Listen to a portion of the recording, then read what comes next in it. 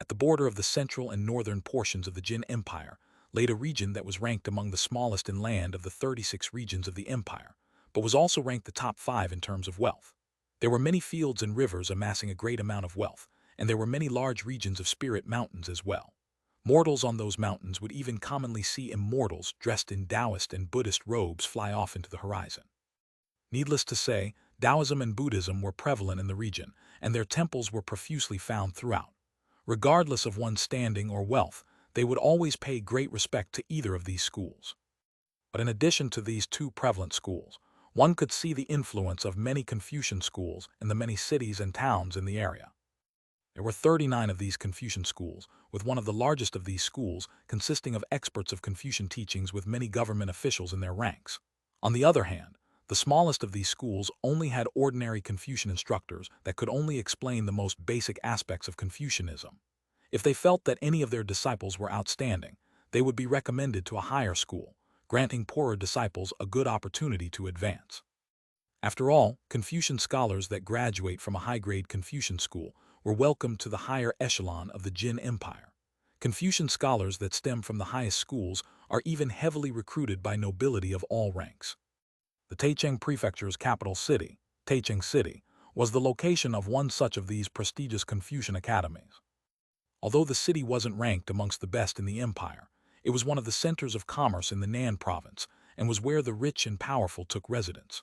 There were 4 families titled as nobility that resided in the city, as well as countless people of every trade.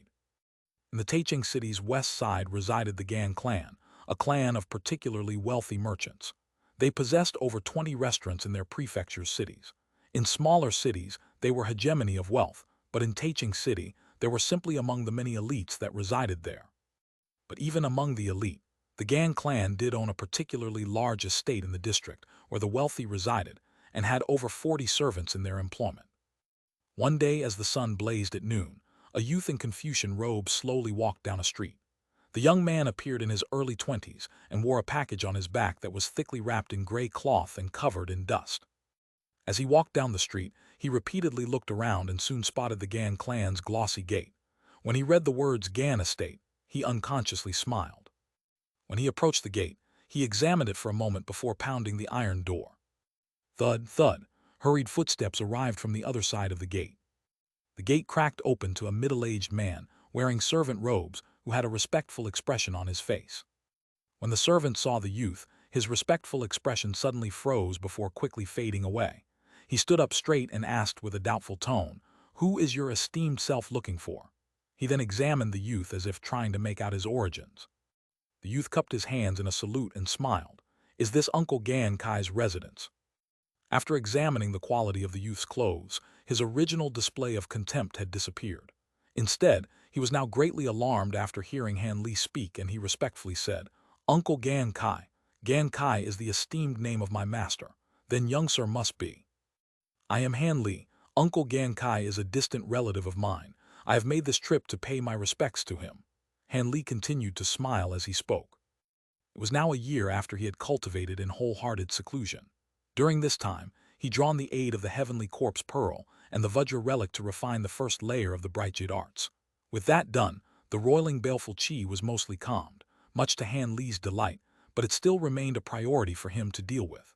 As such, he had hurried over to the Gan clan for the next step in his plan to rid himself of the baleful chi. After a moment of hesitation, the middle-aged servant said, "So it was young Sir Han. Unfortunately, the master had left in the morning to meet with his colleagues. Currently, the eldest young master is in charge of the residence. Shall I make a report to him?" "Please, I must thank you for the trouble," Han Li calmly replied. "Please wait a moment, young sir. I will immediately make the report." The middle-aged man bowed and closed the gate before heading back. Han Li idly stood in front of the gate and examined the surroundings of the huge estate, occasionally catching sight of a few carriages that passed by. Although he hadn't swept his spiritual sense past the city, it was clear there were a large number of cultivators in it. Furthermore, there were many areas that housed many high-grade cultivators.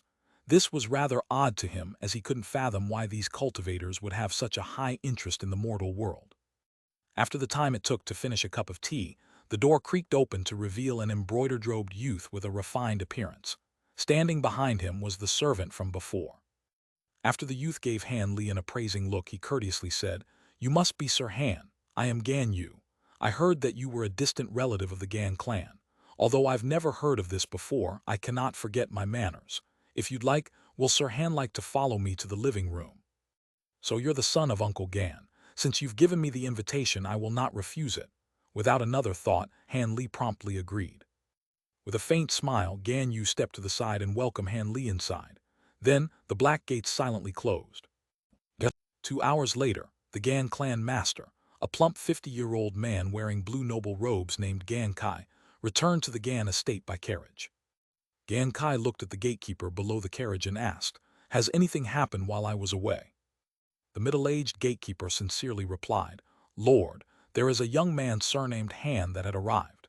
He claims that he is your nephew and is waiting in the living room with the young lord. They seem to be having an excited conversation." Just as Gan Kai stepped off the carriage and approached the estate gate, he paused and muttered, "A nephew, surnamed Han." A trace of doubt could be heard from his voice. "What, is this person a fraud?" In his alarm, the gatekeeper hastily suggested, "Shall I call for the guards?" "It's hard to say if he's truly a fraud. I do think I have such a relative, but it has been quite some time, so my memory fails me. Continue to guard the gate. There is no need to involve yourself over the matter." Gan Kai recovered his calm and rebuked the gatekeeper before hurrying into the estate.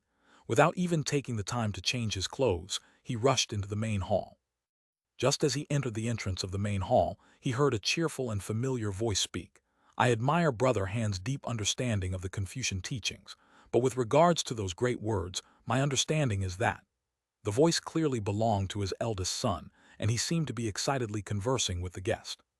When the old man heard this, his expression grew somewhat sullen, and a trace of unease was betrayed from his eyes. But a short moment later, he gritted his teeth and walked into the hall. "Lord Father, this is Sir Han." When Gan Yu saw his father walked in, he immediately stood up and saluted him. "Yes, I've already heard from the gatekeeper." Gan Kai waved his arm at his son and then stared at Han Li, asking, "Then your esteemed self must be the one who claims to be my distant relative. Do you have a letter or a keepsake, perhaps?" At that moment, Han Li stood up and couldn't help but smile when he heard that question. Then, without another word, he handed over a sparkling white jade pendant. When Gan Kai saw this jade pendant, his expression became moved. He solemnly took the jade pendant and closely examined it once through before saying, "So you must be the young descendant, Brother Han. Please follow me to my study. I wish to ask about a matter pertaining to my deceased aunt." Gan Kai grabbed Han Li's wrist with great excitement and pulled him out from the hall. Remaining behind in the hall, Gan Yu stood up in shock and muttered, "Your aunt? Was there such a relative in the Gan clan?" After they entered the study, Gan Kai carefully closed the door of the study and deeply saluted, saying, "I pay my respects, Sir Han." "Stand up," Han Li said. Then with a wave of his sleeve, he shook Gan Kai's body straight with a gust of blue light before continuing, "There is no need for you to ask about my origins. You only need to know from today on that I was sent here by the people in charge of you." Gan Kai's doubts were washed away by Han Li's display of magic power, and he respectfully replied, "Yes, so you are close to the two sirs that were related to the Gan clan, but they disappeared since 20 years ago. Young Master Han couldn't have come at a better time." Han Li nodded and then said in a commanding tone, "I've only arrived at your Gan clan in passing. I have more important affairs to attend to, but I will require assistance from your connections to the mortal world." Outside of Taichung City, there were many unremarkable Confucian schools, one of which was a mid-grade school by the name of Pure Revelations Academy.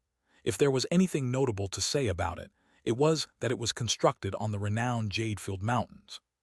These mountains were a renowned spirit mountain range in the Taichung Prefecture with over 10 various peaks. Although it wasn't particularly steep or imposing, it had favorable weather throughout the year and beautiful flowers blooming all over. There were also many rare spirit trees and fruits that can only be found there, causing them to be ranked as the greatest of the 13 spirit mountains in the region.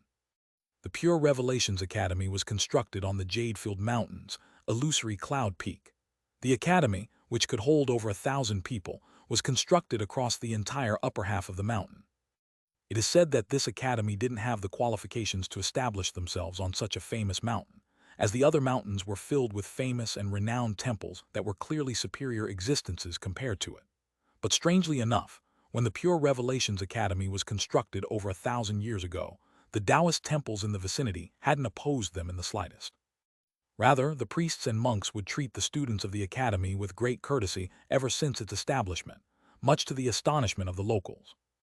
Another odd thing about the academy was the disparity of the ages of the disciples they recruit, ranging anywhere from 6 years old to well over 20 years old. And each year, they would recruit disciples at 3 to 4 times at irregular intervals. There were times where they would go 4 or even 8 years without recruiting anyone. In addition, many of the people that are accepted are rarely seen walking out of the front gates, adding an air of mystery to the academy.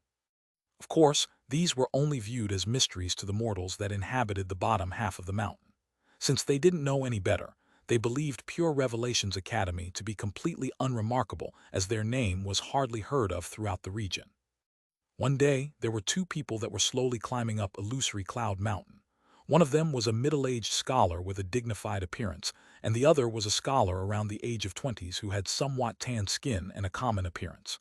He was Han Li, who had appeared at the Gan estate a month prior.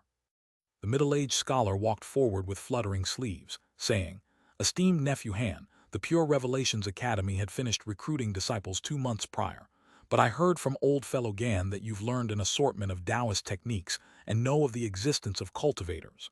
As such, I've brought you to this academy for a test. It will be up to destiny to see whether or not they will take you in. Since I share a friendship with the academy's senior teacher Lu, I've brought you over to see him. If he finds you acceptable, you may remain at the academy." "Yes, I've heard of your arrangements," Han Li replied with a sincere tone. "Uncle Gan have already spoken of them. Regardless of whether the academy takes me in, my uncle will take this favor to heart."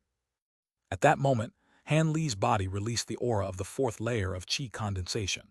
Ordinary cultivators would be unable to see through his true cultivation. A month ago, he had requested Gu Kai, the Feng clan's agent, to assist him in joining any large cultivation sect, regardless of their affiliation. The reason why he bluntly said this was because the Feng clan gave him past orders to particularly befriend cultivators that entered the mortal world for future use. As a result, Gan Kai was able to fulfill the request without much difficulty. But what worried Gan Kai was the possibility of Han Li holding malicious intentions and possibly implicating the Gan clan. However, all the Gan clan businesses secretly belonged to the Feng clan. So long as Han Li took out the deeds for their properties, he could eliminate the entirety of the Gan clan overnight. Additionally, Gan Kai felt that the origins of the Feng clan were particularly mysterious despite knowing a few matters about the cultivation world. But after Han Li pledged that he wouldn't cause any trouble for the Gan clan after entering the Cultivation sect, Gan Kai could only summon the courage to follow his request. After several days of preparation, he eventually chose a middle-aged scholar surnamed Yan to act as a bridge to have Han Li enter the Pure Revelations Academy. The reason why he selected this person was that Confucian schools had a far more lax policy of accepting disciples. So long as he wasn't a disciple of a wicked or evil sect and had an innocent past, he would be taken in, even if he had a master in the past. Not to mention that Gan Kai had done the middle-aged man, teacher Yan, a great favor. As someone who stemmed from a Confucian sect, he viewed matters of loyalty and debt with exceptional importance and would be certain to handle this matter with his greatest effort. And while there were other methods of entry to other sects, they also had a poor probability of success.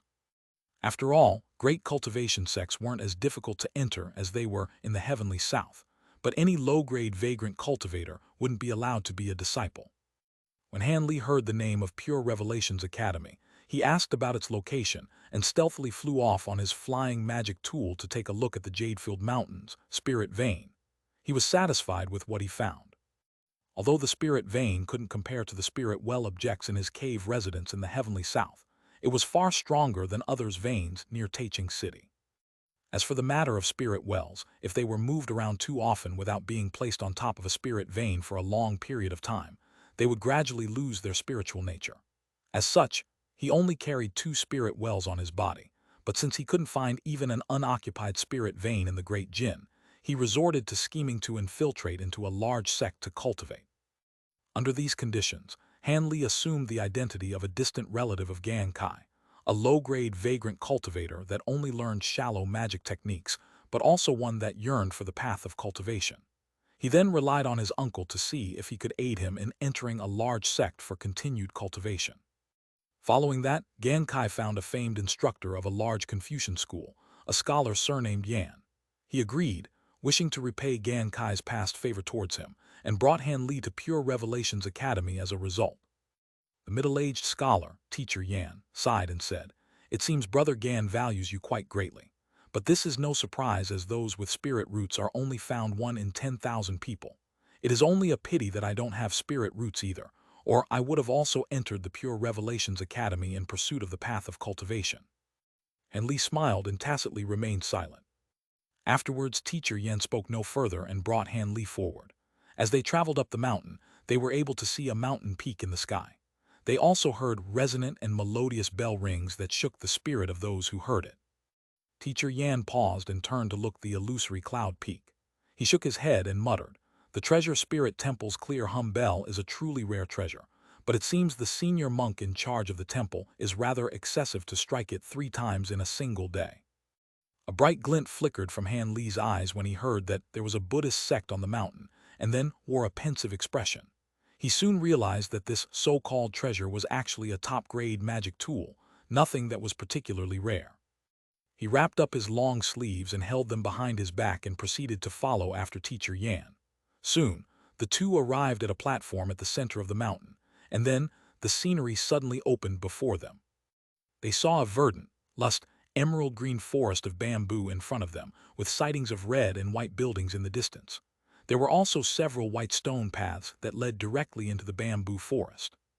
Teacher Yan glanced at the forest and said, "Let's go. The main entrance usually isn't open. Follow me to the side gate." He then brought Han Li to the side and walked down another road. After many turns, Han Li and Teacher Yan appeared at a pitch-black gate that was 3 meters tall. Teacher Yan sighed and lightly knocked on. The gate silently opened to reveal a young man in white Confucian robes. "Ah, so it was Teacher Yan. Have you come to find Senior Teacher Lu?" The youth had spiritual qi fluctuations at the 3rd layer of qi condensation, but he still spoke to Teacher Yan with great respect. Han Li couldn't help but look better of Teacher Yan when he saw this. In the heavenly south, such a situation would have never happened, Han Li thought with a cold chuckle. It seemed Confucians were quite strict with their rules, causing even cultivators to bow their heads to mortals. However, this would probably only occur with low-grade cultivators. This definitely wouldn't happen with a high-grade cultivator. "Yes, I've come to see Brother Lu. Is he present?" Teacher Yan calmly asked. The white-robed youth pondered for a moment and said, "He is currently seeing an esteemed guest in his study. I will make report that you've come." "That is fine, sorry to trouble you," Teacher Yan said with a smile. Although the white-robed youth knew that he was a mortal, he also had a deep friendship with Senior Teacher Lu and didn't dare to slight him. After a polite word, he hastily took out a voice transmission talisman, uttered a few words into it, and sent it into the air as a streak of fiery light, soon to quickly fly off without a trace. Not long after, Han Li detected a powerful spiritual sense sweep past them before immediately disappearing. Han Li's heart stirred, knowing that this most likely belonged to Senior Teacher Lu. From the level of his spiritual sense, he appeared to be an early core formation cultivator. This had come as a surprise, as he expected him to have late foundation establishment cultivation at most. In Han Li's point of view, the lower his cultivation, the better, as it would be less likely for him to see through his disguise. Soon a spiritual qi trembled in the air above them and a man's voice indifferently sounded out, "Is it Brother Yan?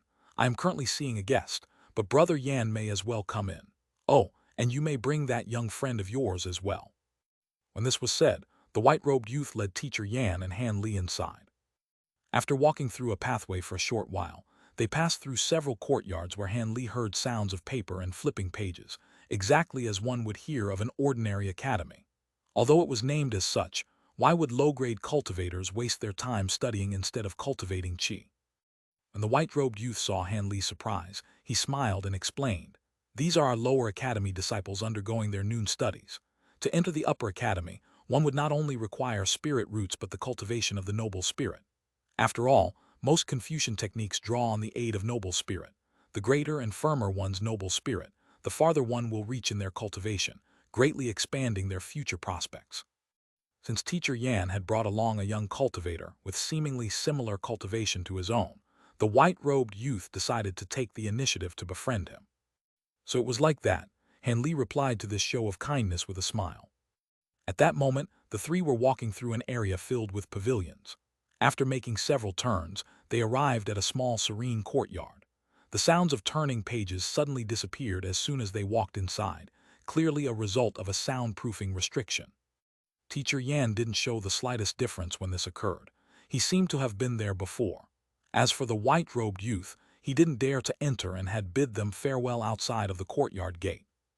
When he saw the youth disappeared into a pavilion at the side, Teacher Yan tidied up his clothes and approached the largest room with slow steps. But just as he stepped forward, a light knock sounded from the door and it opened itself. Then, Senior Teacher Lu's voice sounded out from above, "Brother Yan, please enter. I was just keeping Royal Serenity Monastery's non-Hualian company. Allow me to introduce you to my brother Yan." The Royal Serenity Monastery. Teacher Yan revealed a trace of shock, but he walked in without any further hesitation. Han Li closely followed after him. Once they entered the reception room, they saw a man and a woman sitting inside. The man appeared over 40 years old and had a thin face with long facial hair. At a glance, one could tell he was an extremely shrewd and calm individual. The woman appeared to be in her 20s, wore yellow Taoist robes, and had fair skin and black hair. From her magnificent poise and grace, one could tell she was a Taoist nun. When Teacher Yan and Han Li entered, the two swept their eyes past them. Before Teacher Yan could even speak, the young Taoist nun smiled and called out to him, "So this is the famous Teacher Yan Yao. Although this humble Taoist pay no attention to the mortal world, I have heard of the great fame of the magnificent Harmony Academy's Teacher Yan." Then she swept his gaze past Han Li and paid no further attention to him. The woman was only a late foundation establishment cultivator, but she was exceptionally calm and at ease in front of Senior Teacher Lu. It was clear she was someone of great background. Teacher Yan didn't dare to be negligent and hastily saluted her. "I don't dare to accept your praise. I've heard of your grand name long ago as well. It is a pleasure to meet you, non-Hualian." Junior greets these two seniors. Han Li took half a step forward and saluted them as well. Senior Teacher Lu blinked and calmly asked, "Who is this young friend?" "This is my esteemed nephew Han," said Teacher Yan, "a distant blood relative of my good friend. Because he mentioned the reputation of the Pure Revelations Academy, I couldn't turn him down and brought his nephew here to see if he has the qualifications to be a disciple of the Academy." Senior Teacher Lu looked at Han Li and after a moment of silence he calmly said, "Oh, he's the nephew of Brother Yan's good friend.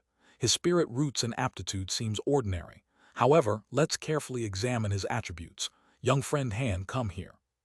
"Yes, Senior."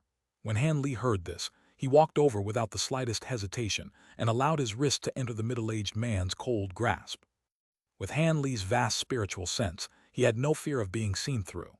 Regardless of his spiritual roots, attributes, or even his bones, Senior Teacher Lu would only see what Han Li wanted to. However, Han Li didn't wish to be too eye-catching so that he would be allowed to cultivate in the academy without notice. As such, he revealed his true aptitude and spirit roots, revealing the lowest acceptable aptitude to enter the cultivation world, his own 4-attribute spirit roots. As for his bones, he simply concealed their age so that there wasn't anything strange about them. After Senior Teacher Lu finished his examination, he let go of Han Li's wrist and calmly said, 4-attribute spirit roots lacking metal.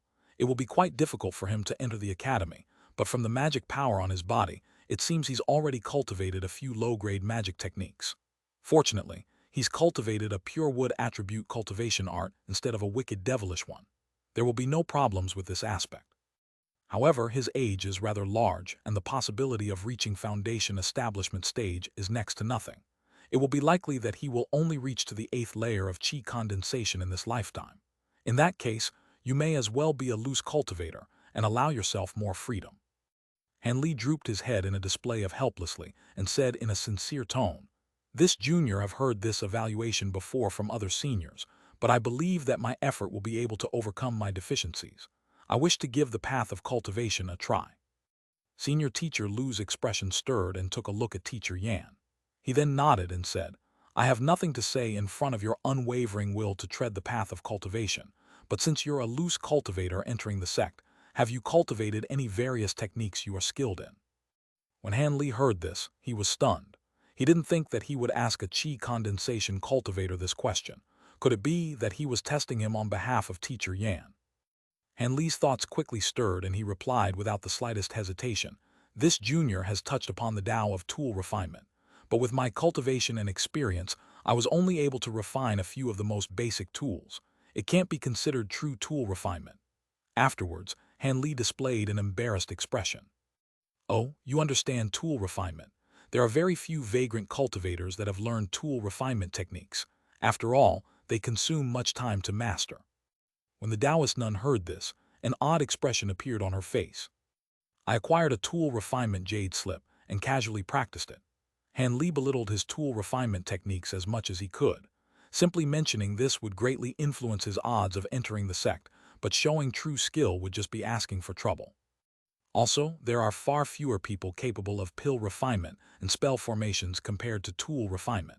It would be far too eye-catching to mention the other two. Fellow Taoist Han, you understand tool refinement. That is great. Senior Lu, it seems I won't need to borrow any tool refinement disciples from your sect. Since this fellow Taoist Han has yet to be a disciple here, how about he enter the Royal Serenity Monastery? The Taoist nun's suggestion came as a great shock to both Han Li and Teacher Yan. Teacher Yan couldn't help but sternly say, Nun Hualien, this isn't very appropriate. Your monastery is for nuns. How can a man like Han Li enter? The Taoist nun pursed her lips in a smile and said, although the Royal Serenity Monastery is a female institution, there are a few fire attribute Taoist priests and men that have entered our sect, but they reside outside of the monastery, so there is no need for Teacher Yan to worry. So it was like that. I knew far too little of the Royal Serenity Monastery. However, esteemed nephew Han wishes to enter Pure Revelations Academy. It is still inappropriate for him to enter your sect. Teacher Yan seemed set on having Han Li enter the academy. Despite clearly knowing that he was facing an existence beyond his own, he still decided to raise a dispute. Unconcerned, Nun Hualien smiled and explained, with fellow Taoist Han's aptitude, even if he were to enter your academy, he would only be a common disciple with no future prospects. However, my sect is preparing to refine many treasures, and we are currently lacking a low-grade disciple that understands tool refinement. So long as he is willing to enter my monastery, your tool refinement techniques will improve, and I will even make sure that your cultivation will be looked after. I won't conceal this from you, Teacher Yan, but I've come to borrow a disciple from the academy that understands tool refinement. Now that one has appeared before me, I no longer have to trouble fellow Taoist Lu. Teacher Yan hesitated for a moment and then turned to Senior Teacher Lu, asking, Brother Lu, what do you think? With a calm expression, Senior Teacher Lu said with a deep voice, young friend Han had yet to be a disciple, so he is still free. It is naturally up to him if he wishes to enter the Royal Serenity Monastery or the Academy, but it is as Nun Hualien says. Even if he were to enter the Academy, I cannot offer him any assistance, and she has come to borrow a low-grade tool refinement disciple. Entering the monastery isn't a bad choice at all. With that said, the three in the room turned to look at Han Li with worry, curiosity, and even excitement. Royal Serenity Monastery. When Han Li heard this name, he recalled it to be a Taoist monastery on Jadefield Mountain. However, he hadn't known that was a female monastery and didn't know much about it. He found himself at a complete loss. The offer had thrown Han Li's plans into chaos. He didn't know anything about this sect, or if it would be as fitting for him as the Pure Revelations Academy. Additionally, if he refused such a good offer and entered Pure Revelations Academy regardless, he feared he would attract the suspicion of Senior Teacher Lu. As such, Han Li couldn't help but roll his eyes at Nun Hualien's offer and repeatedly curse it in his heart. Senior Hualien, I will be honest to you. I don't know much about the Royal Serenity Monastery, but since it is a female monastery, it shouldn't be very accommodating in terms of cultivation methods and techniques for male cultivators. As Han Li's thoughts quickly stirred, he found something wrong with the situation and was barely able to raise an objection. Nun Hualien smiled and calmly said, so it turned out Junior Han was worried over this matter, but there will be no problem. Our Royal Serenity Monastery is only a branch of the Three Royals Monastery. There's also our brother branch, the Royal Yang Monastery, which is our male counterpart. There will be no lack of male cultivation techniques for you. I've also noticed that your body is lacking noble spirit qi. You would have to cultivate this new qi after entering Pure Revelations Academy, so our cultivation techniques should be much easier for you to cultivate. Of course, if you manage to cultivate Confucian sects to completion, you will be able to employ abilities far beyond Taoist techniques, but this is too early to speak of for fellow Taoist Han. Could it be that you believe the Royal Serenity Monastery to be beneath you? Senior teacher Lu calmly added on, fellow Taoist Hualian's words are reasonable. Our Confucian techniques are slower than even Buddhist techniques at the beginning. Young friend Han, it seems more suitable for you to enter the Royal Serenity Monastery. Since fellow Taoist Hualian has agreed to look after you, you have a chance of achieving foundation establishment if you accept her offer. When Han Li heard this, he was completely speechless. It seems he had no choice but to deviate from his original plan. Fortunately, the Royal Serenity Monastery also shares the spirit veins of Jadefield Mountain. So long as he was careful, nothing strange should happen. With that thought, Han Li could only accept his bad luck. With feigned excitement, he said, since both senior had made this recommendation to me, this opportunity must be good. I will agree to it. After hearing this, Nun Hualian nodded and senior teacher Lu silently smiled. As for teacher Yan, he couldn't raise any opposition to his agreement despite his wishes for Han Li to enter the Confucian sect. With this matter settled, the four chatted in the room for a moment more, speaking not of the fantastical tales that occurred in the cultivation world, but rather the changes of the great Jin political court, much to Han Li's bewilderment. It wasn't too surprising with regards to the Confucian sects, as their interests are tied to the mortal world. But he found it rather strange for a monastery nun to talk about politics with even moderate interest. Could it be that the Royal Serenity Monastery was also a cultivation sect that was involved with the mortal world? Han Li couldn't help but ponder about this. As conversation in the room was continued with vigor, footsteps sounded out from the outside and a young voice said, reporting to Martial Ancestor, as per your orders, I have brought the purple essence copper from the storehouse. Oh, bring it in, senior teacher Lu said without another thought. Purple essence copper, Han Li's heart stirred. This ore was an outstanding material for refining top-grade magic tools and treasures. It might not be particularly valuable to Han Li, but it was undoubtedly a rare item to those in front of him. As Han Li thought this, the room doors were pushed open to reveal a fair child that was 12 years old. He walked in with a large red tray covered with a bulging silver cloth. Then, he respectfully placed the tray on the table in front of Nun Hualian and senior teacher Lu. Senior teacher Lu glanced at the boy and calmly ordered, you may leave. There is no need for you to wait here. The child acknowledged the command and deeply bowed before heading out of the room. Afterwards, senior teacher Lu promptly handed the tray over to Nun Hualian. Then with a smile he said, fellow Taoist Hualian, this is the purple essence copper we are lending to you. Your monastery has looked everywhere for this material. It appears you truly plan on refining a precious treasure. Could it be a top-grade magic tool or a magic treasure? Nun Hualian hesitated for a moment and then apologetically said, this isn't very clear to me. I'm only following the orders of fourth senior nun. If senior wishes to know more about this, it would be better for him to ask her. They should tell you the truth. When senior teacher Lu heard the mention of fourth senior nun, his expression changed for a moment and then he responded with a chuckle. There is no need to do that. It was only a passing question. Nun Hualian smiled and lifted the cloth off of the tray, revealing a pile of golden stones glowing with purple light. She grinned after she saw the trayful of purple essence copper and uttered a word of thanks before taking it into her storage pouch in a sweep of light. With her objective fulfilled, Nun Hualian uttered a few more words with senior teacher Lu before taking her leave. He didn't urge her to stay and promptly called for the child to lead Nun Hualian out of the academy. Han Li bid his farewell as well and followed after the woman. After Han Li and Nun Hualian left, silence filled the hall. Teacher Yan and senior teacher Lu didn't speak for some time and simply looked at each other in silence. Teacher Yan in particular had a troubled expression. Senior teacher Lu eventually broke the silence and spoke with a sullen, emotionless tone. How are your preparations? In order to deal with that monster Niu Tian, I will have to rely on my essence-engine devouring arts. Now that we are at the final strand, do you have any second thoughts on keeping your life? Teacher Yan's expression turned sullen and he snorted, saying, so long as I am able to take revenge for the extermination of my clan, what is the cost of a single life in comparison? My sole worry is that, after you finish cultivating your ability, you would be unwilling to provoke the old devil out of fear for his fierce flames. Reminded of his family, he clasped his hands with force, deeply sinking his fingernails into his palm. Senior teacher Lu wasn't angered by his words and calmly replied, he. Why does Brother Yan have such doubts towards me? Didn't I already say once you assist me in cultivating this ability, I will inherit your body's noble spirit qi which will contain traces of your resentment?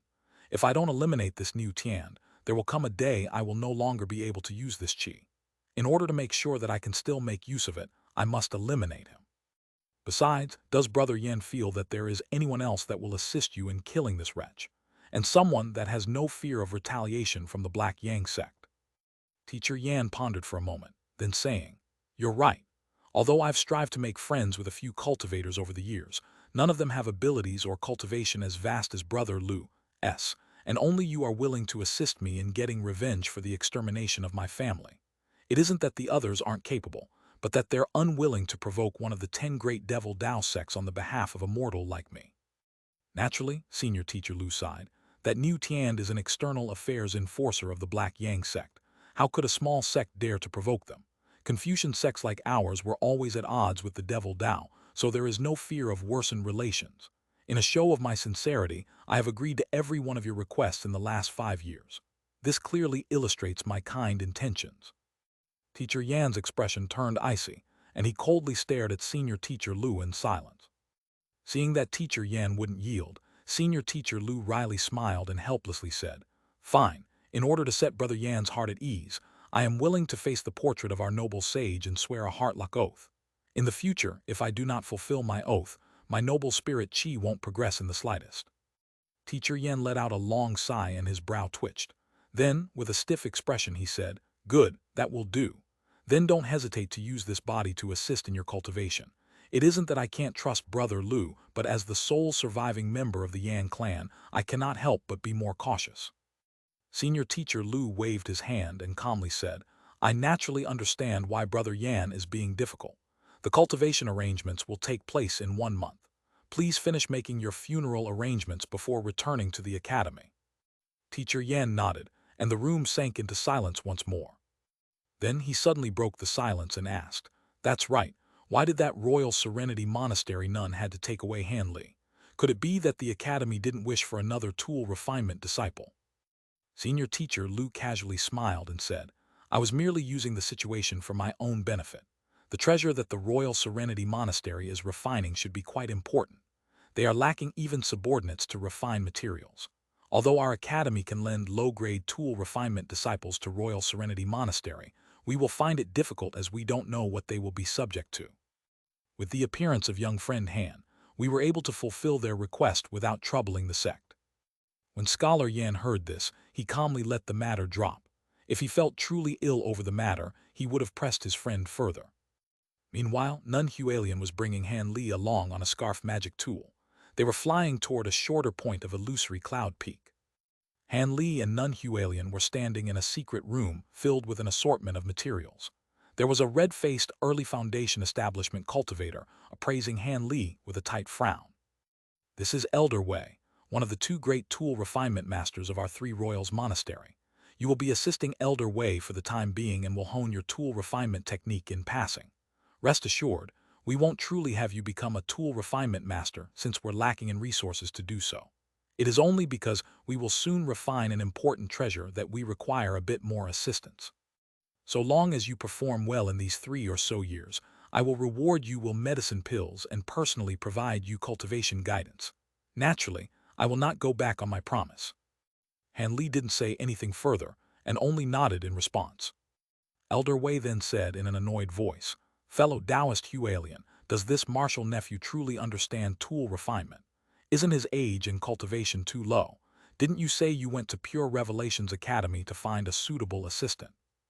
Nun Hualien replied with a smile, "The refinement of this treasure is vastly important, so it would be better to not let other sects involve themselves. Martial Nephew Han's cultivation and experience may be shallow, but with Elder Wei's directions, there should be no problem for him to perform material refinement." With no better alternative, Elder Wei unhappily said, "Even refining materials will require talent or else it will result in destruction of the materials. But since fellow Taoist Hualien has mentioned it, let's have this youngster stay here for the time being. Don't worry, my judgment is that poor. His magic power is remarkably pure despite his low cultivation. At the very worst, his control of magic power and tool refinement techniques shouldn't be too poor." Elder Wei examined Han Li once more, and a trace of astonishment appeared on his face. "Yi, so it was like that. He does have a bit of potential. It seems fellow Taoist Hualien hadn't brought any random person to me." Since I've already brought the person you need, the refinement process should take less time. Compared to the other two monasteries, our own monastery is lagging behind in progress. We mustn't delay this great affair by any means or we'll be to blame. I will be taking my leave." Elder Wei saw her off and promised, "Be at ease, with the youngster, matters will definitely not be delayed." When Nun Hualien heard this, she departed with satisfaction, leaving Han Li and Elder Wei behind in the hidden room. With no trace of kindness in his voice, Elder Wei then sternly said, "You should have listened to what we were saying. Regardless if you are interested in tool refinement or if you have any talent, I will diligently instruct you on the Tao of tool refinement for a month, and then I will assign you to your tasks.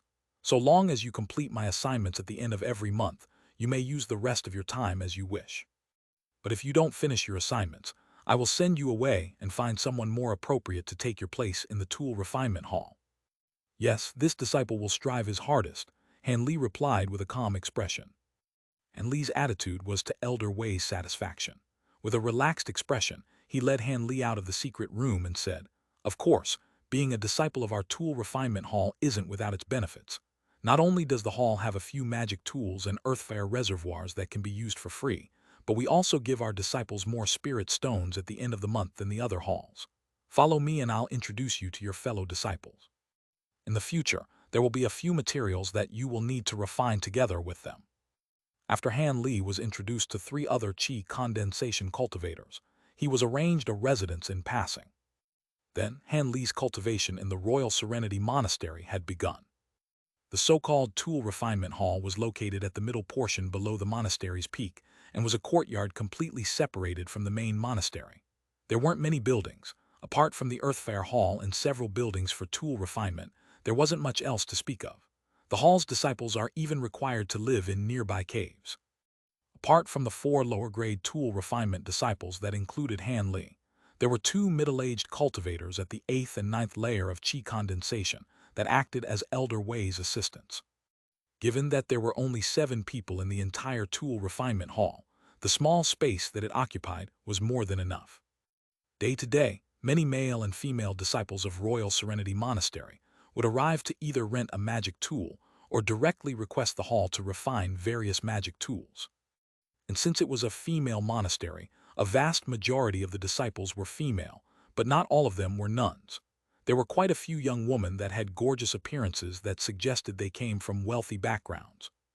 Under Han Li's calm observation, he discovered that the other 3 tool refinement hall disciples were completely captivated by the female cultivators that would pass through despite being worked to the bone every day.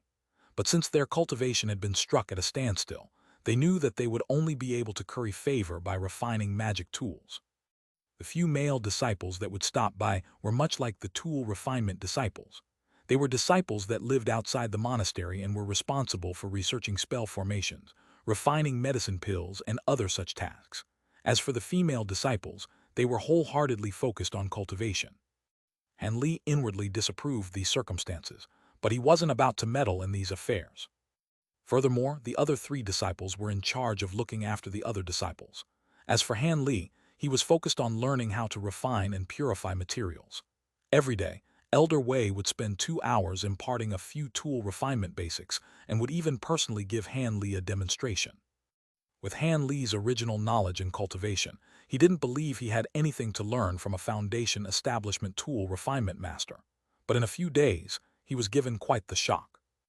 Although Elder Wei's cultivation wasn't high, he had high attainments on the Tao of tool refinement. From purifying materials and tool refinement techniques, he seemed to have studied the secret tool refinement techniques of many sects. There were even tool refinement skills and knowledge that Han Li hadn't heard of before. In a short 10 days, he greatly benefited from this unexpected surprise. It seemed there was a reason why the Great Jin was lauded as the holy land of cultivation. The tool refinement master of an unremarkable Taoist monastery was able to grasp so many tool refinement methods ranging from those preserved since ancient times and new techniques researched from successive generations of tool refinement grandmasters. The simple tool refinement techniques of the heavenly south and scattered star seas couldn't be compared. It was a truly eye-opening experience. Tell the truth, Han Li's current tool refinement technique was rather ordinary. The techniques he had acquired from Xianxia were shallow in face of Han Li's current cultivation and knowledge. After his time in the scattered star seas and the drifting cloud sect, he saw many Jade slips regarding tool refinement techniques, but there were very few that were actually useful. Now that he encountered such a rare opportunity, he wasn't about to easily relinquish it. Outside of his time cultivating the bright Jade arts, he was earnestly taking Elder Wei's teachings to heart, showing a great effort that was to the old man's satisfaction. Henley even asked a few questions that were somewhat difficult for the old man to answer, causing him to unintentionally give a more detailed explanation. As a result, the old man's attitude towards Hanley vastly changed over the month. His cold demeanor was replaced with a friendly expression, much to the shock of the other three disciples who were well aware of the old man's nature. Envious, they treated Hanley coldly, but given how Elder Wei favored him, the three couldn't rashly stir up any trouble for him. This behavior was welcomed by Hanley. He had always been a solitary person, and it would allow him for peaceful cultivation with no one to disturb him. A month later, in addition to the various methods of purifying materials, Elder Wei even taught him a few unique tricks for tool refinement and more, all of which Hanley kept in mind. Inspired by the knowledge he gained, he planned on immediately setting off to look for tool refinement techniques throughout the Great Jin as soon as he restored his magic power, later allowing for improvements to the Seven Flame Fan and Monarch Soul Divergence's puppet body, and strengthening their power by an entire layer. At the end of the first month, Hanley was immediately given a set of assignments for material refinement as he was earlier informed, but he wasn't given tasks that were too difficult for his disguised cultivation. As a result, he was able to finish them with ease and spend the rest of his time cultivating the Bright Jade arts. 4 months passed uneventfully, and Hanley found that entering the Royal Serenity Monastery was the correct choice. At the moment, Elder Wei seemed to be extremely busy. Apart from the tool refinement tasks that he gave to the 4 disciples at the end of every month, he was sealed inside the secluded room in the Earthfair Hall. Nun Hualien did visit a few times during this period, but she would always hide away in the secret room to have a secret discussion with Elder Wei. The two were quite careful and would always release an alarm restriction for the duration. But since Hanley was set on diligently cultivating the Bright Jade arts, he ignored his curiosity over the matter and chose not to risk detection over an attempt to eavesdrop on them. One day, Hanley was sitting cross-legged in meditation, with the upper half of his body twisted in a strange position, with his 2 hands formed in an incantation gesture as they lied against the mat on the ground. His body was covered in a layer of faint golden light that faintly vibrated. Under close inspection, one would find that Hanley's skin was densely covered in threads of visible veins and arteries. There were even egg-sized bumps that roamed across his body as if they were alive. Each time his body trembled, his face twitched and he revealed an expression of agony. Beads of sweat would occasionally flow down from his forehead as if he were putting his body under immense strength, thoroughly drenching his clothes. But not long after, the golden light from Hanley's body gradually faded away. He let out a long breath and released the incantation gestures before returning to a regular meditative position.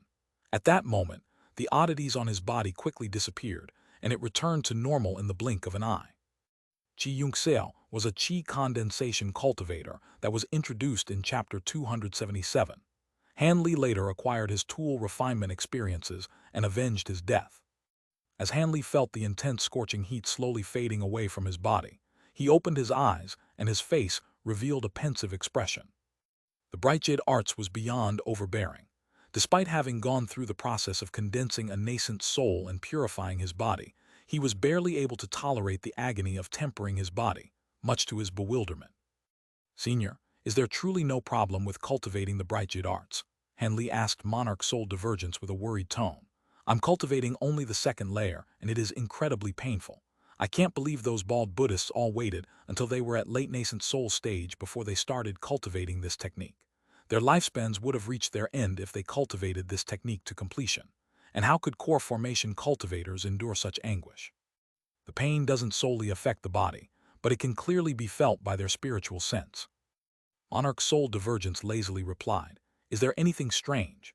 Since the Buddhists had converted a demon clan technique into one of their own, they naturally researched methods to reduce pain as well.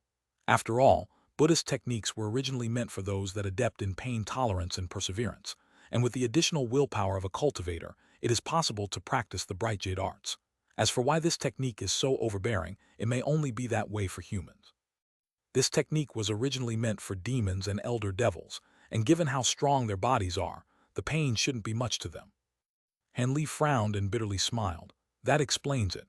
It is a pity I don't have the time to cultivate other Buddhist techniques, and I'll have to forcefully cultivate through the pain. It is still tolerable at this point. Soon after, he raised his hand and pulled back his sleeve before examining his arm with blue light shining from his narrowed eyes. After the time it took to finish a cup of tea, he poked his arm and pulled his sleeve back down. He then muttered to himself, "Although I've suffered quite a bit, the bright jade art's tempered body is quite unique. This technique is far stronger than other body forging techniques that I know of. In a short amount of time, my body has undergone an astonishing change." Soon after, Han Li sat down quietly and emerged from the secluded room. A few days ago, when he was purifying his assigned materials, he combined the tool refinement techniques that Elder Wei had explained to him and came to comprehend a new tool refinement skill. As a result, he was able to finish the last step of the crafting process for the crystallized demon core, resulting in the completion of the flying needle. And during the past few days at noon, he also made use of the earthfire reservoir to further temper the flying needle and increase its might.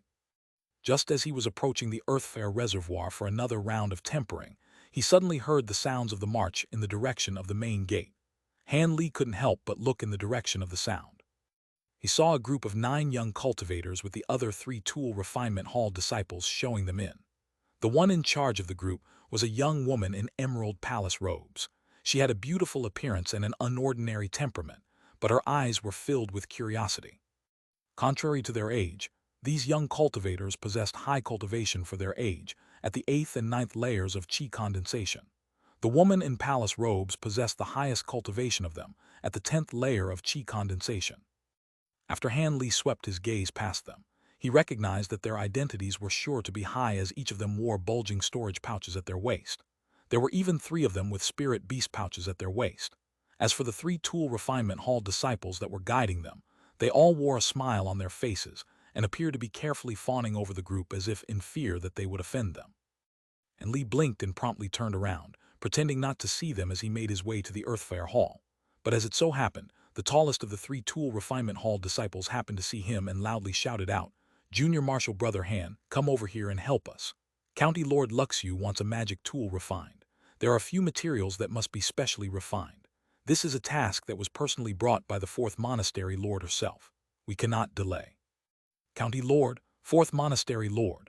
Han Li was greatly surprised to hear this and could only stop his tracks before turning around. Having stayed in the monastery for a while, Han Li had a general understanding of the high-grade cultivators of Royal Serenity Monastery.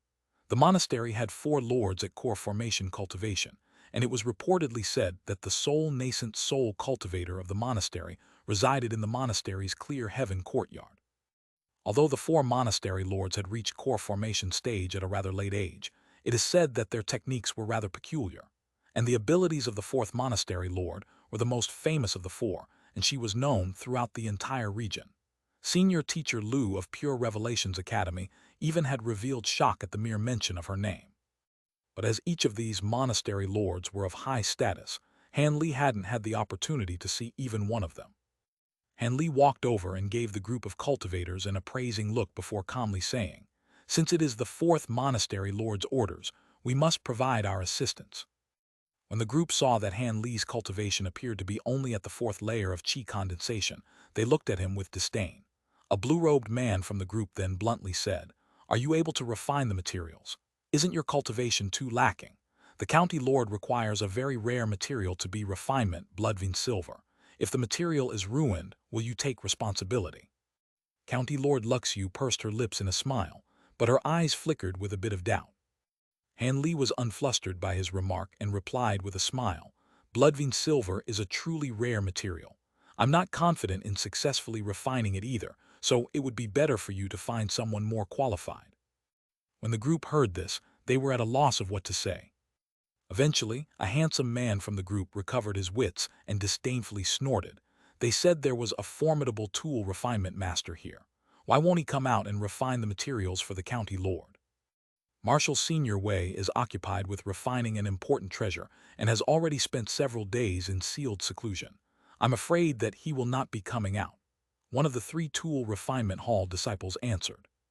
It will only take a moment to refine the materials, County Lord Luxiu said in a soft voice. Won't you senior marshal brothers assist me in asking Grandmaster Wei to come out? Even inside my estate, I've long heard of his grand name. I wish to see him with my own eyes. Her noble beauty seemed to melt the hearts of the several Tool Refinement Hall disciples. And Li unconsciously frowned when he heard this. The woman appeared to be polite, but a trace of cunning could clearly be seen from her eyes. He coldly laughed in his mind when he saw this, but he remained silent.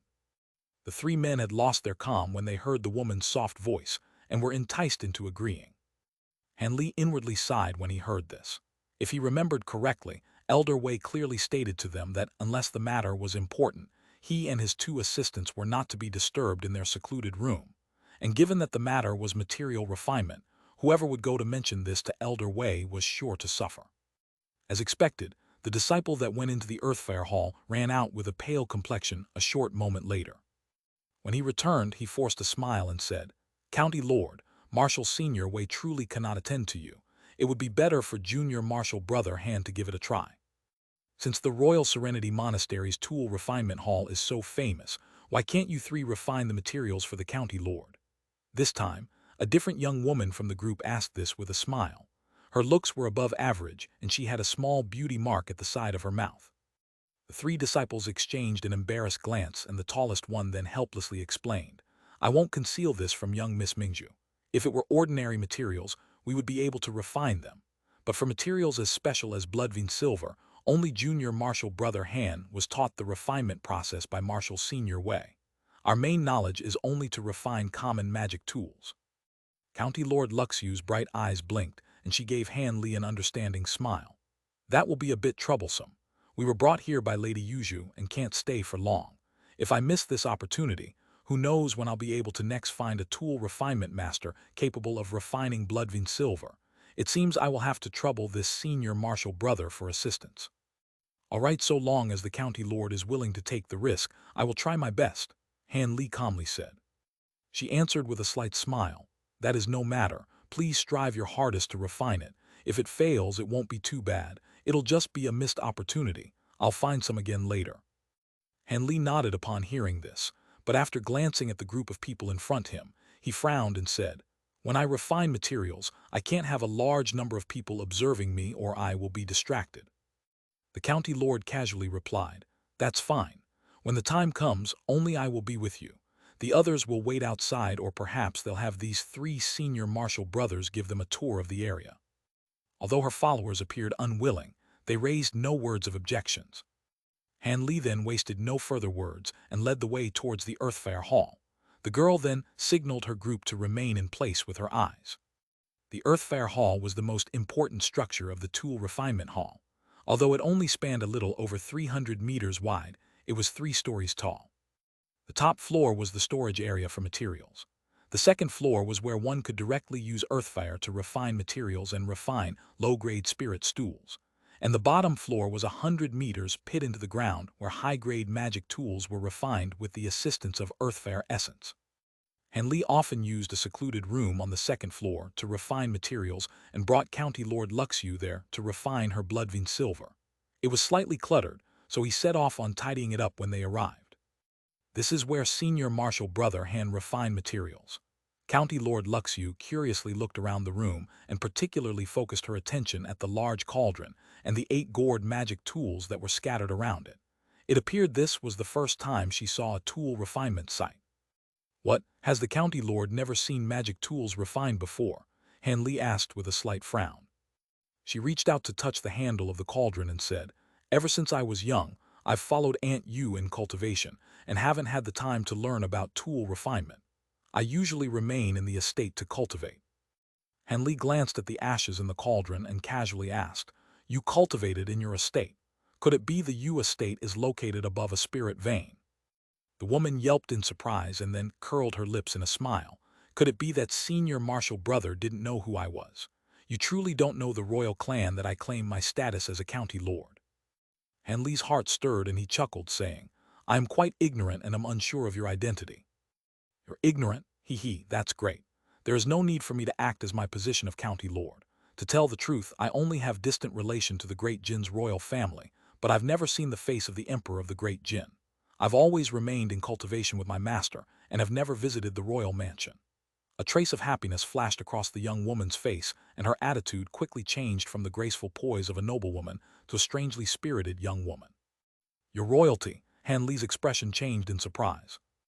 The young woman sat down in the lone chair in the room and tilted her head. Then with a smile she asked, "What? Are you surprised? My title of county lord is genuine, but it is only something that the emperor bestowed upon me. Were it not for the fact that my aunt said that I mustn't shame the face of the imperial family before I arrived, I wouldn't have dressed up in this fashion and wouldn't have that group of people bothering me. Their empty talk all day around is truly boring and tiresome. Currently, I am only able to relax around Senior Marshal Brother Han. You won't be so tactless and start uttering nonsense, right?" Han Li let out a cough and said, "In that case, I'll continue to talk as I am now, but it seems your esteemed ancestor is an unordinary person. Have you heard of the 4 great vagrant cultivators in the Great Jin? My grandfather is one of them." Luxiu raised her head when she said this as if in pride. When Han Li heard this, his expression vastly changed and he astonishedly said, "The 4 great vagrant cultivators.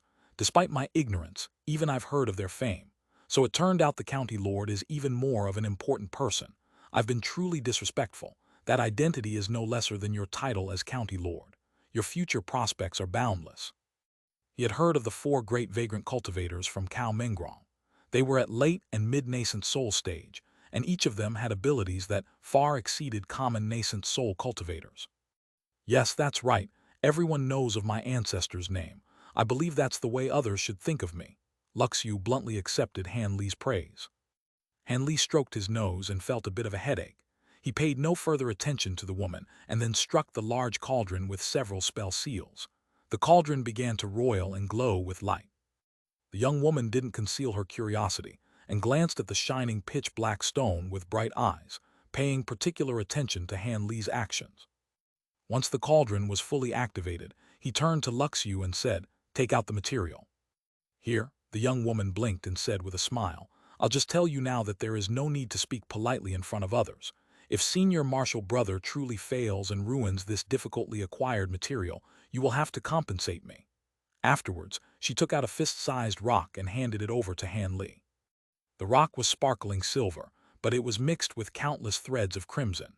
He looked at the stone in his hand and inwardly rolled his eyes at the young woman's giggling words. Let alone a chi condensation disciple, even a foundation establishment cultivator would be troubled to acquire a piece of this rare material. If he were a true chi condensation cultivator, it would be strange if he were able to compensate her. Han Li refocused his attention on the cauldron and tossed the rock into it. Then, after he placed several supplementary materials inside of it, he sat down cross-legged onto the floor. He proceeded to slap a talisman on his body, and a layer of blue light appeared on his body.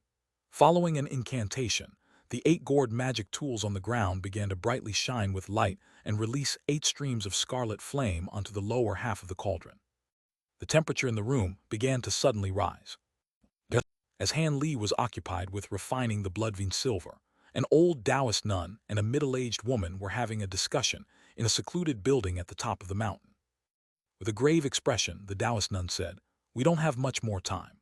Our royal family has spent over 400 years preparing for this already. 8 generations of monarchs had spent a painstaking effort to keep this plan hidden. If this fails, not only will we not acquire those 2 treasures, but the entire royal family will suffer calamity. Our Yi clan may have amassed strength in secret, but if we were to truly clash with the Buddhists and other factions, we would collapse at the first strike. As for those rotten Confucians, they may say they loyally support the throne, but if we attract their attention, I fear they will be the first to act against our royal family. I have always felt our Yi clan have been playing with fire." The beautiful woman sighed and said, "Aunt, we all knew this, but this is a great opportunity for our clan to free ourselves from the other powers. And don't forget how our 7th great-uncle and the others had died. When they saw our royal family increase slightly in power, the many great factions immediately joined hands in dispatching several nascent soul cultivators to deal with them. Afterwards, they found a reason in passing as justification for the killings. If we don't break away from this horrible situation, our royal Yi clan will only be the top noble clan only in name, when in truth we are only an expendable resource that the great factions have agreed upon. So long as the legends are true, and we truly acquire these 2 treasures, our painful efforts over the years will pay off, and will force those superpowers to recognize us through power alone. They won't dare to attack us then. A cold glint flickered from the Taoist nun's eyes, and she snorted, then speaking with a fearful tone. Although legends in the cultivation world proclaim the inconceivable might of divine spirit treasures, I have difficulty believing that two of these treasures will be able to completely turn the world around and put us on equal footing as these superpowers. I fear we'll overreach ourselves and attract calamity by stirring the superpowers into wiping us out. If I remember correctly, those superpowers should have treasures of a similar level. Although I don't know how many they have, a single one will have the capability of eliminating our Yi clan. The beautiful woman frowned and solemnly replied, "Deity transformation cultivators are rivalless in this world. Even with the divine spirit treasures, our three great ancestors would barely be able to defend against such monsters. However, there is no need for you to be too worried about this. Our Yi clan had secretly investigated this matter over 100 years ago.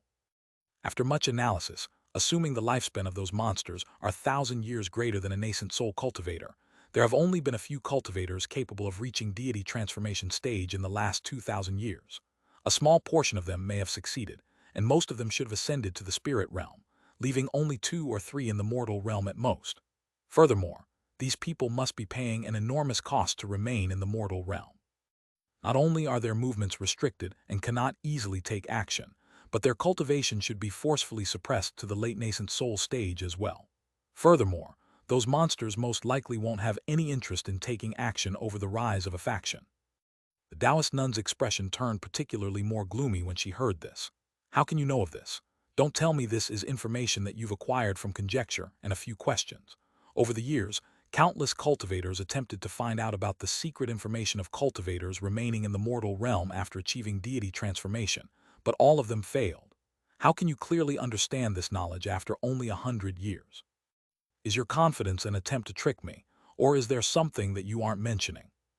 Seeing that her aunt was angry, the woman hurriedly explained, "We have no intention of fooling you.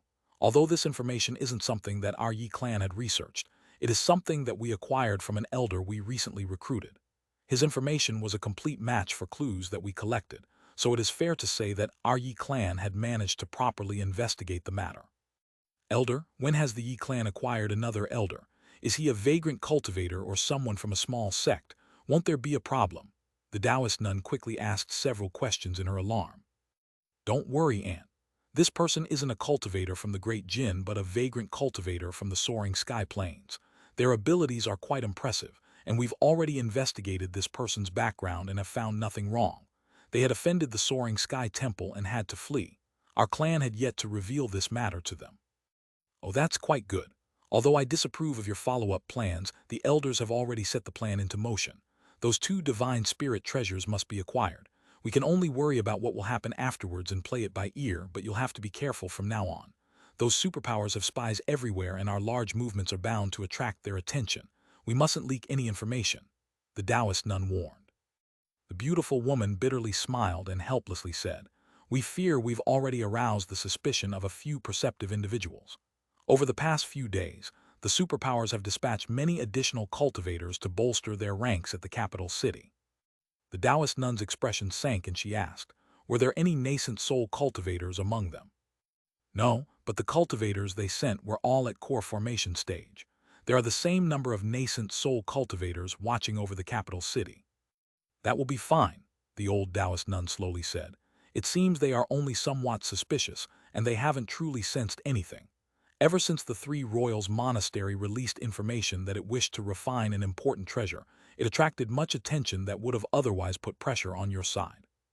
After some thought, the other woman said, "Your orders were the correct choice. But it stands to mention that, although the treasure being refined by the Three Royals Monastery is only bait if it is successfully refined, it will be a great increase of our power. If it is possible, we should strive our hardest to create it."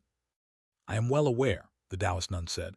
"The mountain-crushing seal is a treasure capable of splitting the earth. Even an imitation of it will be an outstanding weapon.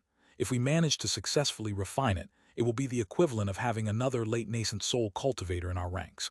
We must do our utmost to make sure that succeeds.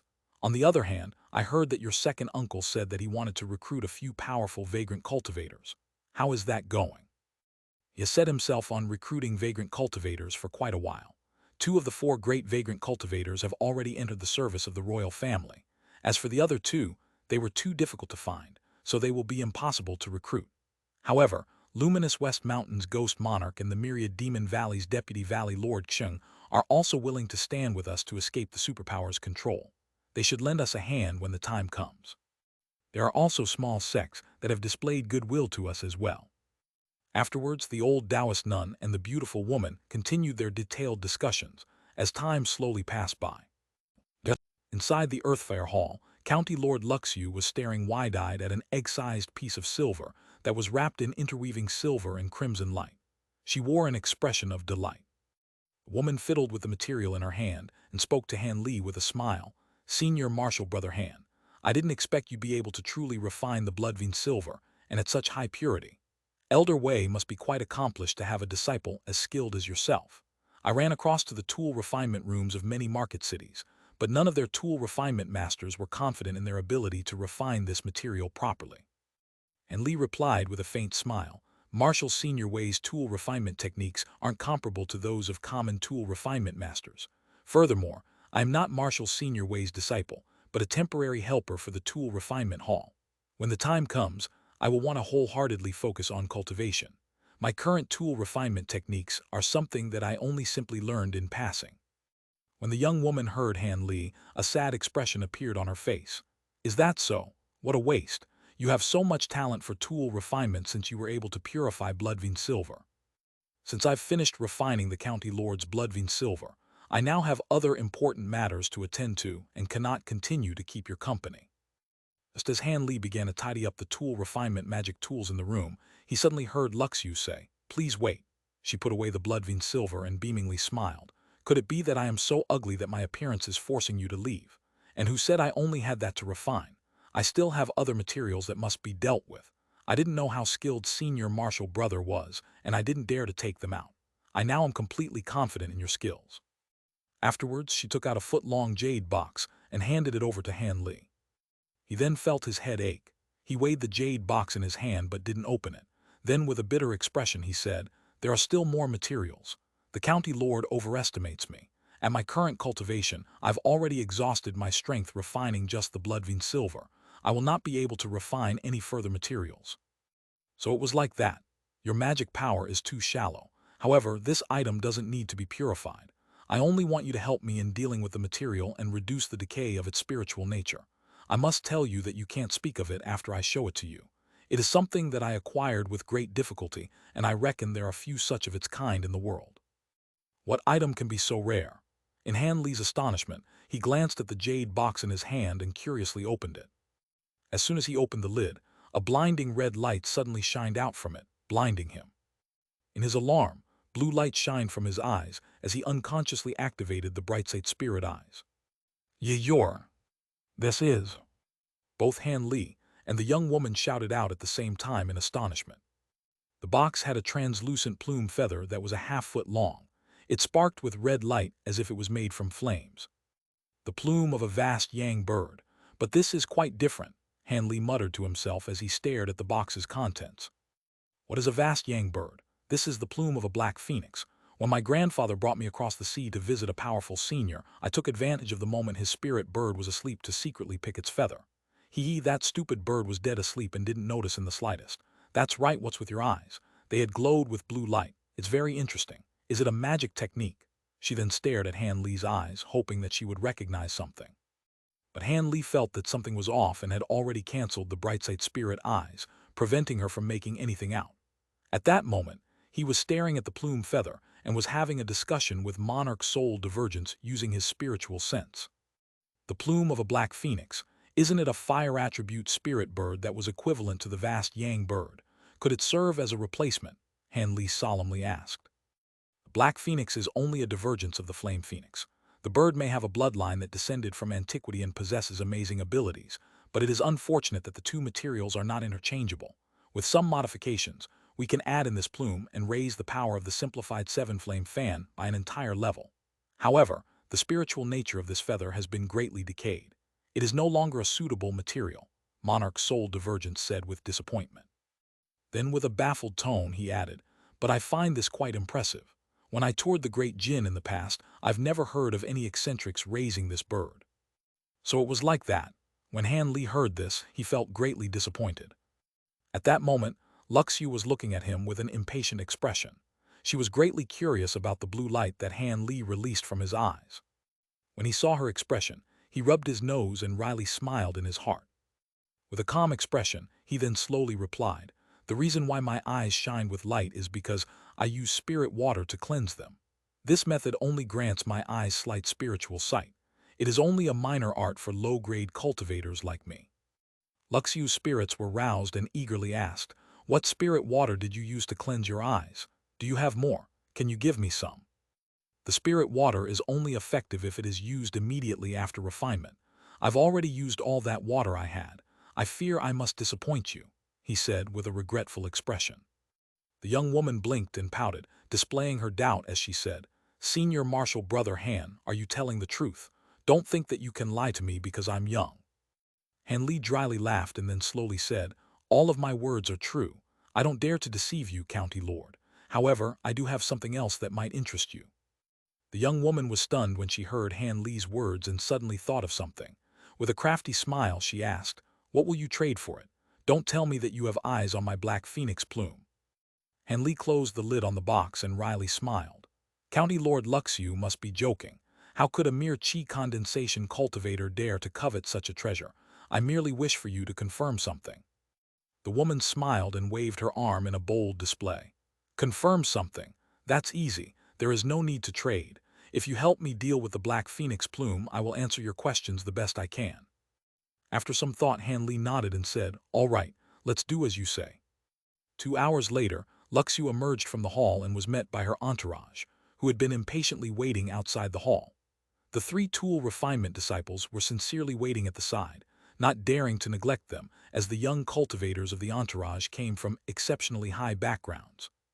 When the county lord emerged from the hall, her young entourage immediately surrounded her. "County Lord, how did it go? Did that person ruin your bloodvein silver?" Questions were asked with great fervor. The young woman brushed aside the hair from her face and let out a sweet smile, saying, "Nothing went wrong. Many thanks for your concern. Senior Marshal Brother Han has already assisted me in refining the material and with great success." Her blatant demeanor from before was nowhere to be found. When Han Li walked out from the Earth Fair Hall, the corner of his mouth unconsciously twitched at the sight. "He, youngster Han, you are truly cunning to coax the location of Black Phoenix from the young girl. Do you plan on heading to visiting the Island Lord for a Black Phoenix plume?" "Of course, since it is a known method of reinforcing the trifling fan, I must do my utmost. I don't want to waste so many rare materials and hard effort on something of lacking power. After all, common ancient treasures don't have much of an effect on late nascent soul cultivators. Let's go." They'll be staying at the Royal Serenity Monastery for the next few days. I'll be staying inside seclusion to avoid having my cultivation interrupted by them. Han Li spoke with an indifferent tone before heading back towards his residence. In the following 2 days, County Lord Luxu had quietly looked for Han Li, hoping that he would refine more materials for her. But Han Li had already placed a sign that he had already entered secluded cultivation, and even placed a simple restriction in front of the door, causing Luxu to resentfully turn back with a pout. After 2 days passed, the county lord left the monastery, and the entourage of young cultivators followed after her, leaving the tool refinement hall back to its usual affairs. As months slowly passed by, apart from occasionally refining a few materials, Han Li would wholeheartedly dedicate his time to cultivating the bright jade arts. The consistent completion of his refinement tasks earned him the increasing respect of Elder Wei, who found time to give Han Li further explanation on the finer points of material purification. Later on, he would give a few rarer materials to Han Li to refine. When Han Li noticed this, he punctually refined these rarer materials without the slightest delay, much to the astonishment of Elder Wei. Eventually, Elder Wei noticed Han Li's talent for tool refinement and assigned him even more tasks, occasionally finding more time to teach Han Li as well. During this time, Elder Wei was also occupied on the refinement of something and left a small portion of the materials over to Han Li to deal with. Not long after, Han Li astonishedly discovered that he was given rare earth attribute materials to refine. He couldn't help but feel shocked. There were sparsely few treasures that were completely refined by earth attribute materials, and most of them possessed astonishing strength. However, this had nothing to do with him. No matter the conditions, he would stick to his original plan and slowly cultivate to the second layer of the bright jade arts, faintly noticing astonishing changes to his body as time went on. One day, a few people from Pure Revelations Academy delivered a message to the Gan clan that Teacher Yan had suddenly passed away from a grave illness. Illness? When I last saw him, it didn't seem like he was ill. When Han Li found out about this, he found it to be quite unexpected. With his spiritual sense, he also sensed many foreign cultivators have recently appeared near the Royal Serenity Monastery and were secretly observing it. It appeared there was something on the verge of happening. Let's not stay here for too long, or I might be drawn into something very troublesome. Rich in experience, Han Li came to a firm decision. In his remaining time, he began to cultivate the bright jade arts with greater care. 1 year later, an event of moderate note occurred at the Royal Serenity Monastery. An external affairs chi condensation disciple made a sudden disappearance and stirred the notice of many high-grade cultivators in the monastery. When the monastery's nascent soul stage nun heard this, even she involved herself in the investigation. Normally, the disappearance of a single low-grade disciple among several thousand wouldn't be cause for any concern, but it happened that this disciple was a capable and hardworking disciple of the Tool Refinement Hall. As he was of great use, this stirred quite the commotion amongst the higher echelon of the monastery. As this was ongoing, the old Taoist nun in the monastery was sitting in an armchair, while two yellow-robed Taoist nuns stood at her side, one at the age of 40 and the other in her late 20s. What's going on? With the heavy restrictions of our Royal Serenity Monastery, how could a single disciple disappear without anyone's knowledge? Do you two have anything to say? The old Taoist nun coldly spoke with a gloomy expression. The middle-aged Taoist nun hesitated before answer with a respectful tone. Reporting to Marshal Senior, I've already examined the restrictions in the sect and found them to all be intact. There is no sign of an external force infiltrating our monastery. It seems that either a spell formation master was involved or the disciple left of his own accord.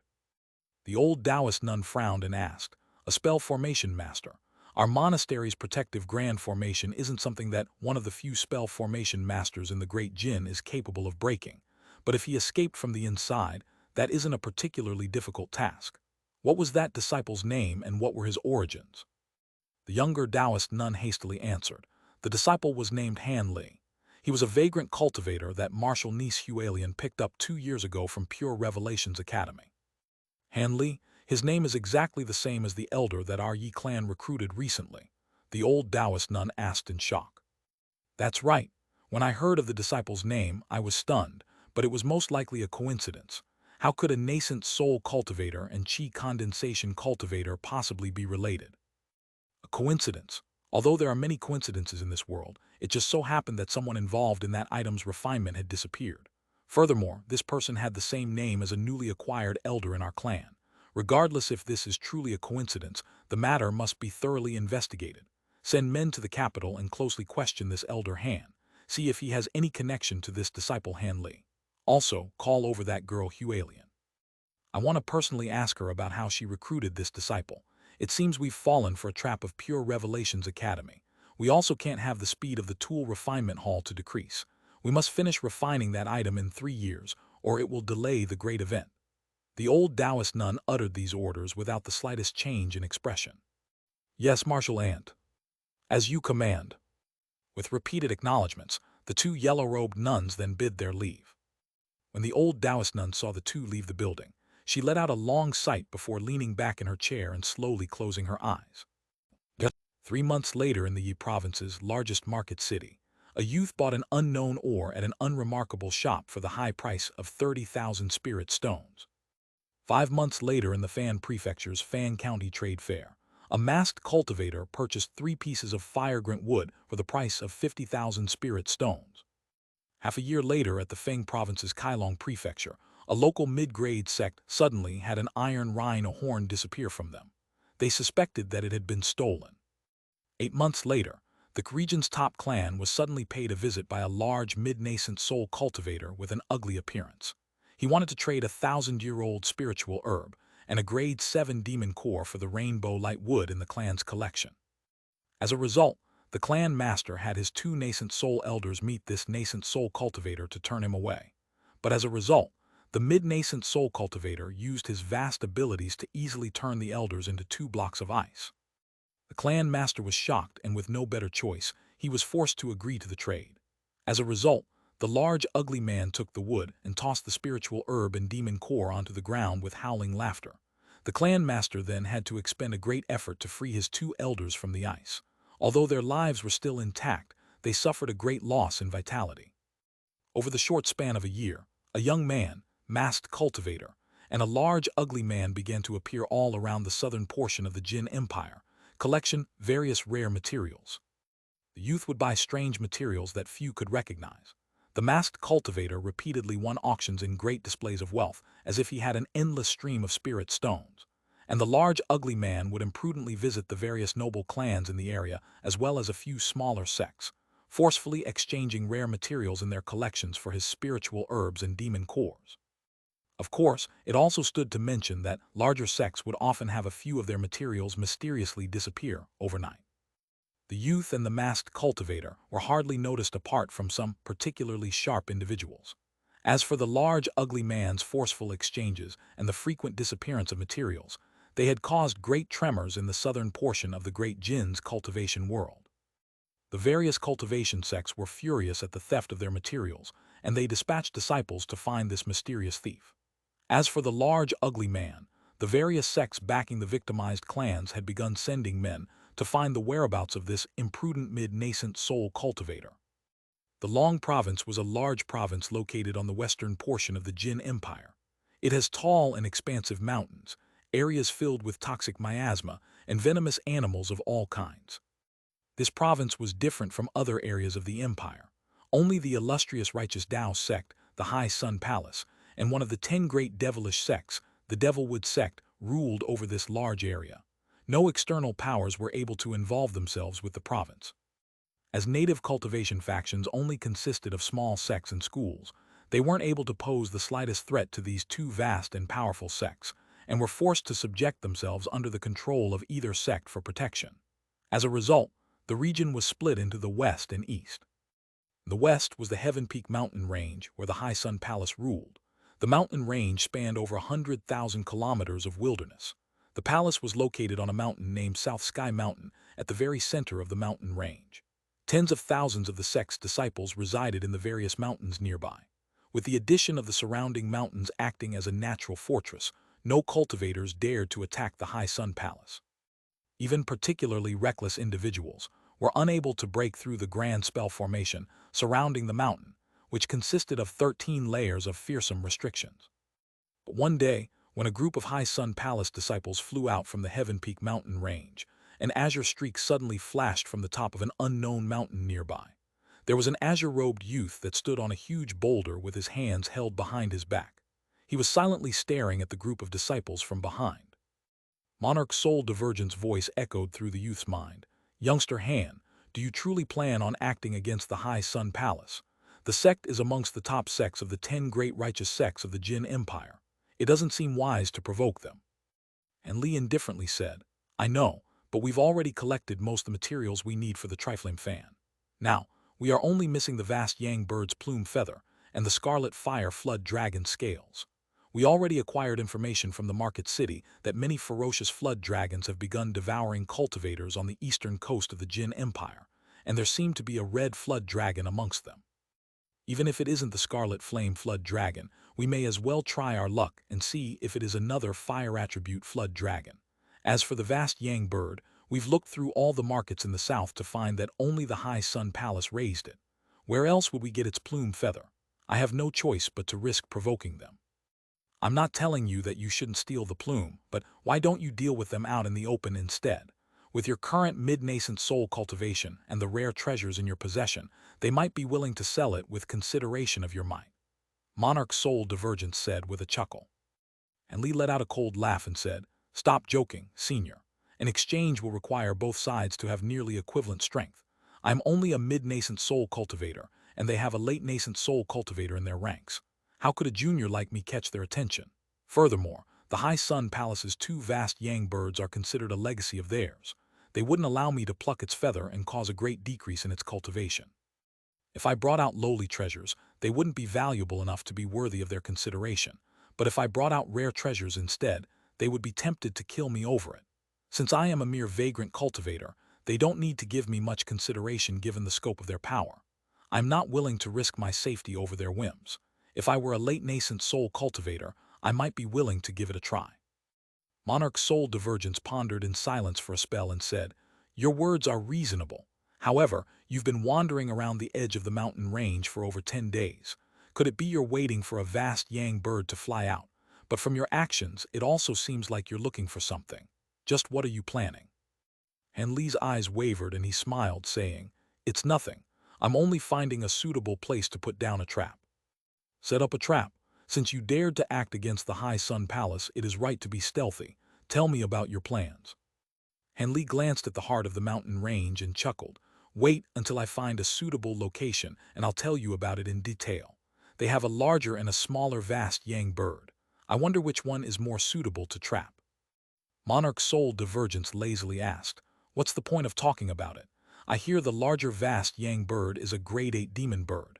Do you think you'll be able to capture it in a short amount of time?" Henley pondered for a moment and then nodded.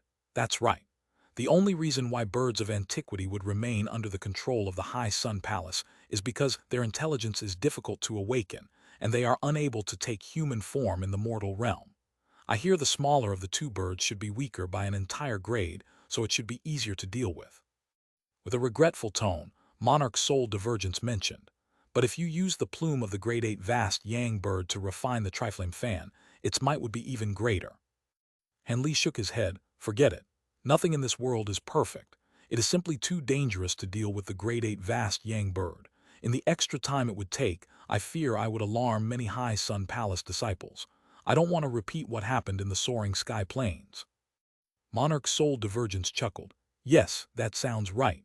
But regardless of their size, they will only occasionally fly out from the High Sun Palace. How do you plan on capturing one of the birds?" Henley coldly smiled and said, "Don't worry. I've already used the dream tier technique on one of their disciples. Fearing that the birds would become difficult to control in prolonged confinement, the sect releases the birds every month to stretch their wings. This will be our opportunity to act. Since you already know this, there is no use for any of my advice. However, you mustn't take too long and miss the trade fair at the Jin Empire's capital city. It should have many materials that I'm missing for my puppet body."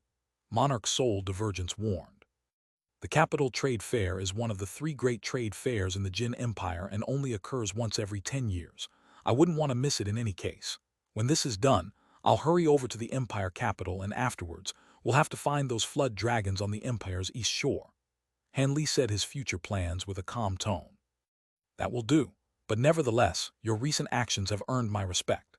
I originally believed you would need at least 4 years in order to reach your current collection of materials. I didn't think that you'd be able to effectively tackle the problem from 2 angles. With your hidden and open methods, you were able to gather most of the items you needed in only a single year. Your decisiveness to act are beyond my expectations." It was clear from Monarch's soul divergence's voice that he was greatly satisfied with Han Li's methods. Henley paused for a moment as his expression stirred. He then said, "I also wish to use a slower, more reliable method to look for materials, but time was limited. Although Senior's primal soul has the support of the soul-nurturing wood, its effects are clearly too weak. If I wish to create your nascent soul-grade puppet body, I'll need to be as quick as possible." After a wry chuckle, Monarch's soul divergence helplessly said, "So you were being considerate. I knew I couldn't hide it from you. I can only last 3 or 4 years at most. My primal soul is on the verge of scattering, but at the speed that you're collecting materials, I have high hopes my puppet body will be refined before I reincarnate." After letting out a long sigh, Han Li said with a serious tone, "Ever since I've met Senior, you've helped me many times. I'm not a heartless person and I've committed these acts of kindness to memory. I will do my utmost to fulfill your dreams." Deeply touched, Monarch's soul divergence also let out a sigh and honestly said, "In truth, I was only helping you in self-preservation. After all, if I were to fall into someone else's hands, I feared that nothing good would come of it." And Li smiled, and in a flash of azure light, his body disappeared in the wind. 2 days later, Han Li discovered a small valley filled with peach trees. The valley was stained pink from the blooming peach blossoms that littered it. Han Li floated above the valley and observed it in its entirety. then releasing his spiritual sense to cover a 50-kilometer area. With an expression of satisfaction, he flew to the center of the peach tree forest and muttered, "Not bad, this place is quite remote, and there are no high sun palace cultivators stationed nearby.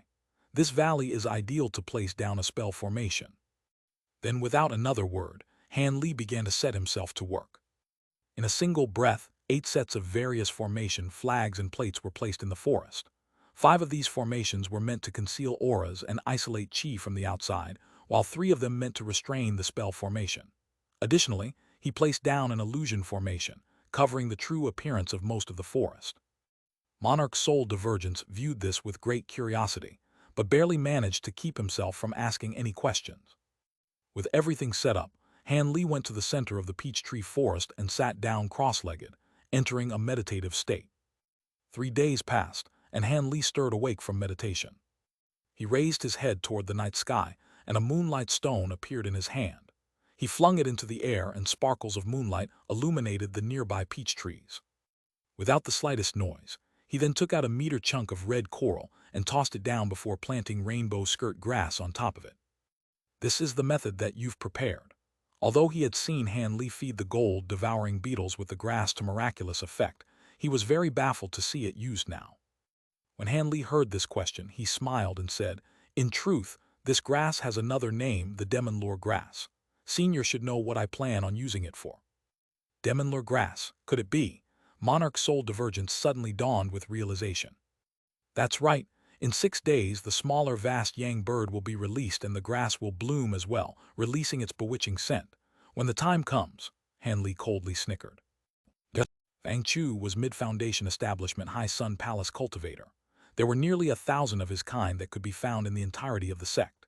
It was reasonable to say that he was an unremarkable character, but in truth, this was quite the opposite. Let alone other foundation establishment cultivators. Even core formation stage marshal seniors had to treat him politely, and even when benefits arose in the palace, he would be the first foundation establishment disciple to be considered. Fang Chu's unusually high standing in the High Sun Palace was something he was rather proud of, though this was all due to his duties as the caretaker for the sect's smaller, vast yang bird. He possessed an innate special ability to communicate with birds, and were it not for this rare and irreplaceable talent, he wouldn't have been assigned this task. After all, as the bird's caretaker, he had a certain degree of control over it, something that was heavily valued by the sect. Although this was the weaker of the 2 sects' vast yang birds, it was still able to easily defeat late core formation cultivators and directly pursue nascent soul cultivators. It was no wonder the bird was held with such reverence.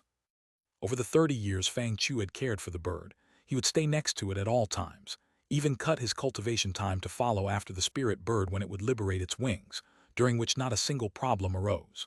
As this was only another routine flight, he didn't feel the need to be worried. With the surrounding 50,000 kilometers of the Heaven Peak mountain range were all under the control of the High Sun Palace, what could possibly happen?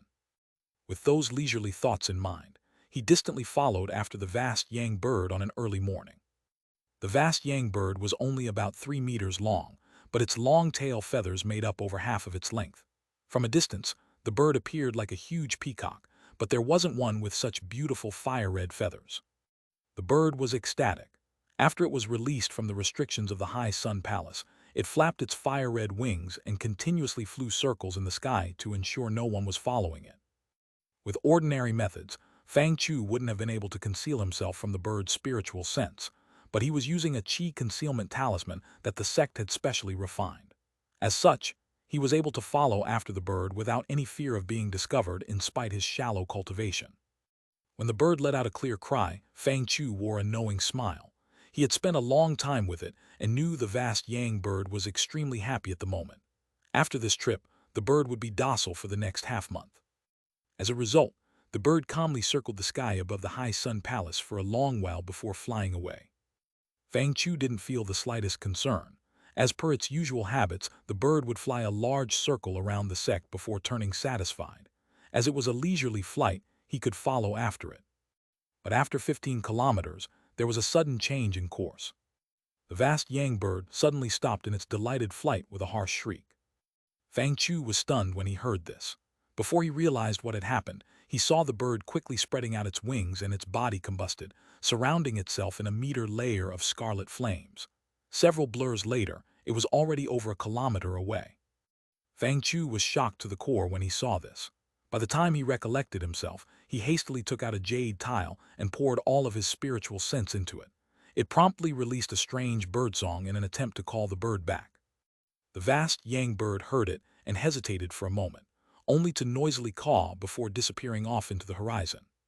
When Fang Chu saw this, his face turned bloodlessly pale and he simply floated in the air, bewildered at what to do. But soon he thought of something and took out a sound transmission talisman from his storage pouch before he hastily shouted something. Then he flung the charm into the air, and it streaked back in fiery light towards the direction of the High Sun Palace. He gritted his teeth and set off in the direction that the vast Yang bird disappeared in. Despite knowing that it was useless for him to pursue it, if he was waiting idly when his martial ancestor found him, he would be severely punished. As Fang Chu hurriedly gave chase, the other spirit beasts in the Heaven Peak mountain range let out an uproar. In the northern part of the mountain range, many low-grade High Sun Palace disciples were strenuously attempting to hold down the huge vultures they were riding. The riders had suddenly lost control of these low-grade spirit birds as they attempted to take off in a different direction, and soon, all of them were drenched in their own sweat in their efforts to keep control of their mad steeds. In a hidden cave at the edge of the mountain range, there was a masked cultivator in yellow-green robes. He was holding down a black, foot-long spider with a large hand made of green light. He looked at the enraged, snarling spider with complete confusion. On South Heaven Peak, inside a concealed hall in the High Sun Palace, an old woman wearing purple robes was stroking the sect's other vast Yang bird, an exact copy of the other bird apart from its larger size. It had suddenly grown restless without warning. Were it not for her excessive use of spell seals to pacify the bird, it would have flown out from the hall.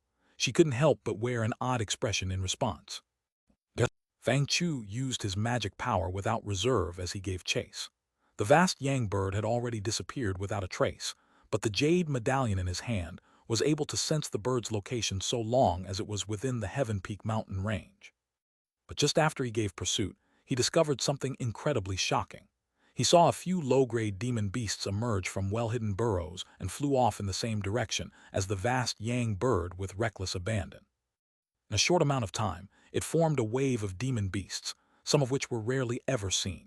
However, Feng Chu had nothing to fear as the sect's high-grade cultivators had already eliminated all high-grade demon beasts from the mountain that could pose a threat to the vast Yang birds. Regardless, Fang Chu felt even more uneasy after seeing that the mountain beasts had also lost control. In a hidden valley, thousands of kilometers away, Han Li was sitting cross-legged on the ground. There was a chunk of coral in front of him, along with rainbow skirt grass wrapped in red light. At that moment, Han Li's attention wasn't focused on the grass, but the situation outside of the peach tree forest inside the valley. Several tens of low-grade spirit beasts had already gathered near the valley's restrictions, attempting to break through with all their power for the six-leaved rainbow skirt grass inside. Han Li was truly surprised by the number of low-grade spirit beasts in the Heaven Peak mountain range. However, he didn't pay them much regard and instead closed his eyes, facing the direction of the High Sun Palace. He reckoned the potency of the rainbow skirt grass would be enough to lure that grade 7 bird over. Furthermore, its speed should be much faster than ordinary magic treasures. It shouldn't be long before it arrives. Shortly after, Han Li's calm expression stirred and he opened his eyes. With a hand gesture and a snort, he suddenly released several magic seals from his hands, activating the outermost illusion formation in the valley. A layer of white light promptly emerged from the ground and instantly concealed the forest from view. At that moment, the wild and savage roars could be heard along with the clear cry of a bird. A huge yellow ball of light and a scarlet fireball simultaneously arrived above the valley, clearly bewitched by the rainbow skirt grass. When Han Li saw this, he let out a yelp and revealed an astonished expression. Han Li found two overbearing presences appear in front of the valley. The fireball faintly contained the silhouette of a bird. As for the ball of yellow light, it appeared to be a demon beast rolled up in a ball. Its body was covered in a thick, tough yellow hide. It was wrinkled and folded as if it were a layer of armor, and from within its fat body poked out a sharp rat's head and a slender tail. It appeared to be a huge demon mouse variant. "What manner of strange demon beast is this?" Han Li asked. "An armored earth dragon. What an extremely rare spirit beast," Monarch Soul Divergence shouted with delight. "It's widely known for its defensive prowess and ability to find treasures. It is fortunate that it has appeared before you." "Oh, it's that beast. I had a feeling I recognized it." As soon as Han Li spoke, the two demon beasts charged into the valley's white mist one after another, aiming to acquire the rainbow skirt grass underneath within. In response, he summoned a green formation plate into his hand. With a slap, the plate glowed with bright light, raising the outermost layers of the valley's restrictions and trapping the vast Yang bird in the lead. The ball of yellow light hastily followed after it, but was blocked once the spell formation was activated. The armored earth dragon was furiously alarmed from the sudden obstruction, and its body shimmered with yellow light, expanding to the size of 24 meters. Layers upon layers of gray plate emerged from its body, and it rolled into a ball before fiercely knocking against the barrier. With a huge bang, the strike destroyed the two outermost layers of the restrictions. After a pause, the beast continued to strike away at the remaining restrictions. This short delay gave Han Li ample time to restrain the vast Yang bird. After the bird collided against the restrictions, it waved its wings and scattered scarlet fireballs all around it, dispersing most of the mist below it and revealing the forest filled with blooming peach trees. With a quick scan of its eyes, it quickly spotted Han Li and the source of its bewitchment, the rainbow skirt grass. Even without a fully developed intelligence, Han Li's unconcealed mid-nascent soul cultivation invoked fear in the bird. It circled above, not daring to stoop too low, but unable to escape the incredibly powerful enticement of the rainbow skirt grass. As the bird hesitated, Han Li expressionlessly raised his hand, and a black talisman shot out. In a flicker of black light, the talisman turned into a black ghost claw and reached out to grab the vast Yang bird. The bird was deeply shocked, and without another thought, it released over 30 fist-sized fireballs with a flap of its wings. They ruptured against the ghost claw, covering the black light with raging inferno and disabling it for the time being. Astonished, Han Li soon formed an incantation gesture with his hands, and silver wings emerged from his back. With a ring of thunder, he disappeared without a trace, followed by his reappearance in a flash of silver light 10 meters above the bird's head. He then clapped his hands together with a gloomy expression, before separating them to release two dense bolts of golden lightning from his palms, only for them to rupture midair and form a huge net of lightning. Devoting its attention on blocking the black ghost claw, the vast Yang bird was completely caught off guard and was trapped underneath the cackling net of lightning. In a panic, it shook its body to shed off a few of its feathers, turning into a dense fiery blaze that struck the net of lightning, followed by a chain of explosions. A cold glint appeared in Han Li's eyes when he saw this, and he shook his wrist, uttering, "Restrain." The large net of lightning wildly flashed and pushed against the flames as it closed in. In a brilliant display of golden light, the vast Yang bird was restrained by the thick, dense net of lightning. No matter how hard it attempted to escape, it couldn't make the slightest movement, causing it to let out a defeated cry. Han Li smiled in joy at the sight of this, but at that moment he heard a huge explosion from above him. He raised his head in shock and saw that the armored earth dragon had finally broken through the layer of the restrictions he placed around the valley. He had to admit, his hastily placed spell formations were truly too weak to hold against a grade 7 demon beast. The dragon had uncurled itself from its armored ball state and charged into the valley, catching sight of Han Li and the vast Yang bird restricted in a prison of golden lightning. Its pair of small emerald eyes flickered about, and a clear expression of fear could be seen from its face. When Han Li saw this, his heart stirred. The armored earth dragon appeared quite intelligent. In spite of its fear, a trace of cunning was betrayed from its eyes when it saw the rainbow skirt grass on the ground. It shot towards the ground in a flicker of yellow light. "Stop it, it is capable of earth evasion techniques. You won't have a chance of capturing it once it reaches the ground," Monarch Soul Divergence warned. "Don't worry, I've already made arrangements," Han Li replied with a calm smile. When the dragon arrived on the ground and saw that there was nothing protecting the rainbow skirt grass, it gleefully pounced towards it with a wide open mouth. But in that instant, 12 streaks of sparkling icy chi suddenly shot out from the ground surrounding the grass. Well into the air, it was too slow to react and couldn't avoid being struck by the icy chi, sealing it in a layer of ice. White light flickered from the ground to reveal 12 half-foot-long snow-white centipedes. Icy chi trailed from their mouths. When Monarch's soul divergence saw the frozen beast, he chuckled and said, "So you had your centipedes stationed around it. I had worried for nothing." The armored earth dragon was quite durable and hardy, but it wasn't enough to protect against the combined frost chi of 12 six-winged frost centipedes. It was no surprise the ambush was effective. Han Li indifferently said, "I set them there just in case. I hadn't expected that they would come across an armored earth dragon." With that said, he blurred and appeared behind the vast yang bird, his eyes focused on the many of its tail feathers. He smiled at the bird and said, "I know you should be intelligent enough to understand a few of my words. I have no intention of harming you, so would you rather release your tail feathers or have me rip them off?" The vast yang bird clearly understood him. Its body trembled in response, and it fiercely screeched in a display of unwilling resentment. Han Li's expression turned sullen, and he coldly snorted. Without another word, he wrapped azure light around his hand and reached towards the bird's rear. A trace of fear appeared on the bird's eyes. Helpless, it could only shake all of its tail feathers off in a flicker of red light. These feathers were linked to its body's essence and blood vessels. If they were forcefully pulled out, its body would suffer quite a bit of damage. If it took the initiative to abandon them, it would still suffer a loss of strength, but it could avoid unnecessary injuries. Han Li was delighted to see this, and he caught all of the feathers in his hand. Then, he took out a jade box he had prepared and quickly placed them inside. With the lid of the box sealed with several talismans, he carefully put it away in his storage pouch. With that done, he placed his hand on top of the vast yang bird's head and poured a bit of spiritual power into it, knocking it unconscious. He let out a smile and turned his attention to the frozen armored earth dragon. Although the demon beast was trapped in a thick layer of ice, it was still conscious. As such, its small eyes betrayed terror when it saw that Han Li had turned his attention toward him. Han Li then flew down in a streak of azure light. A quarter hour later, a band of brilliant gold light arrived above the valley at the speed of lightning. It circled once in the air before fading away to reveal the old purple-robed woman that was previously in the High Sun Palace's secret hall.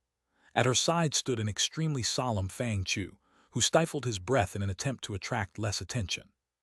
At that moment, the restrictions covering the blooming peach tree forest in the valley had completely disappeared. There was simply an unconscious vast yang bird that had its tail feathers plucked lying beneath a tree. When the old woman saw this, she swept her spiritual sense across it in alarm.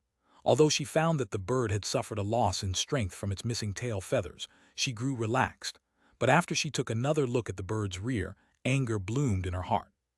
"Take a look at the bird and see if you can awaken it," the old woman commanded with a serious tone. When Fang Chu heard this, he repeatedly nodded in a display of complete obedience and hurriedly flew down. If it weren't for the High Sun Palace's ancestor finding him along the way, he wouldn't have been able to reach this location at this speed. The old woman was looking around her, and with some thought, she closed her eyes and slowly released her spiritual sense to search for the impudent culprit of this act. A short moment later, her expression changed as if she suddenly found something. She hurriedly barked orders to Fang Chu down below and hurriedly flew off in a golden streak of light. Once she was over 100 kilometers away, she stopped a strange-looking cultivator that was about to leave the mountain range. Brimming with suspicion, the old woman coldly asked, "Look who I've found, it's fellow Taoist Ma of the Devilwood sect. Why aren't you peacefully cultivating at your sect? Why have you stealthily arrived at our Heaven Peak mountain range? Was the demon beast's uproar you're doing?" She was speaking to a masked, yellow-robed cultivator. His eyes had an inhuman golden glow. The masked cultivator let out a dry laugh and spoke with a fearful tone. "Fellow Taoist son, you've arrived quickly, but I'm afraid you found the wrong person. I was only chasing after a demon beast and had mistakenly entered your mountain range. I also witnessed the uproar of low-grade demon beasts and was trying to find the cause of it as well." As purple light covered the old woman's face, she snorted and spoke with an imposing voice. "You were chasing a demon beast. Does fellow Taoist Ma think that I've gone senile? You're a mid-nascent soul stage cultivator well known throughout the empire for your movement techniques. What beast would have you pursue it to our Heaven Peak mountain range? I've already searched the area of over 100 kilometers around us, and apart from you, I wasn't able to find any other cultivators that were capable of what had just happened." What happened? Could it be that the demon beast uproar damaged the High Sun Palace in some manner? I respect late nascent soul seniors such as yourself as shown from my politeness, but I can't help but think that you're framing me.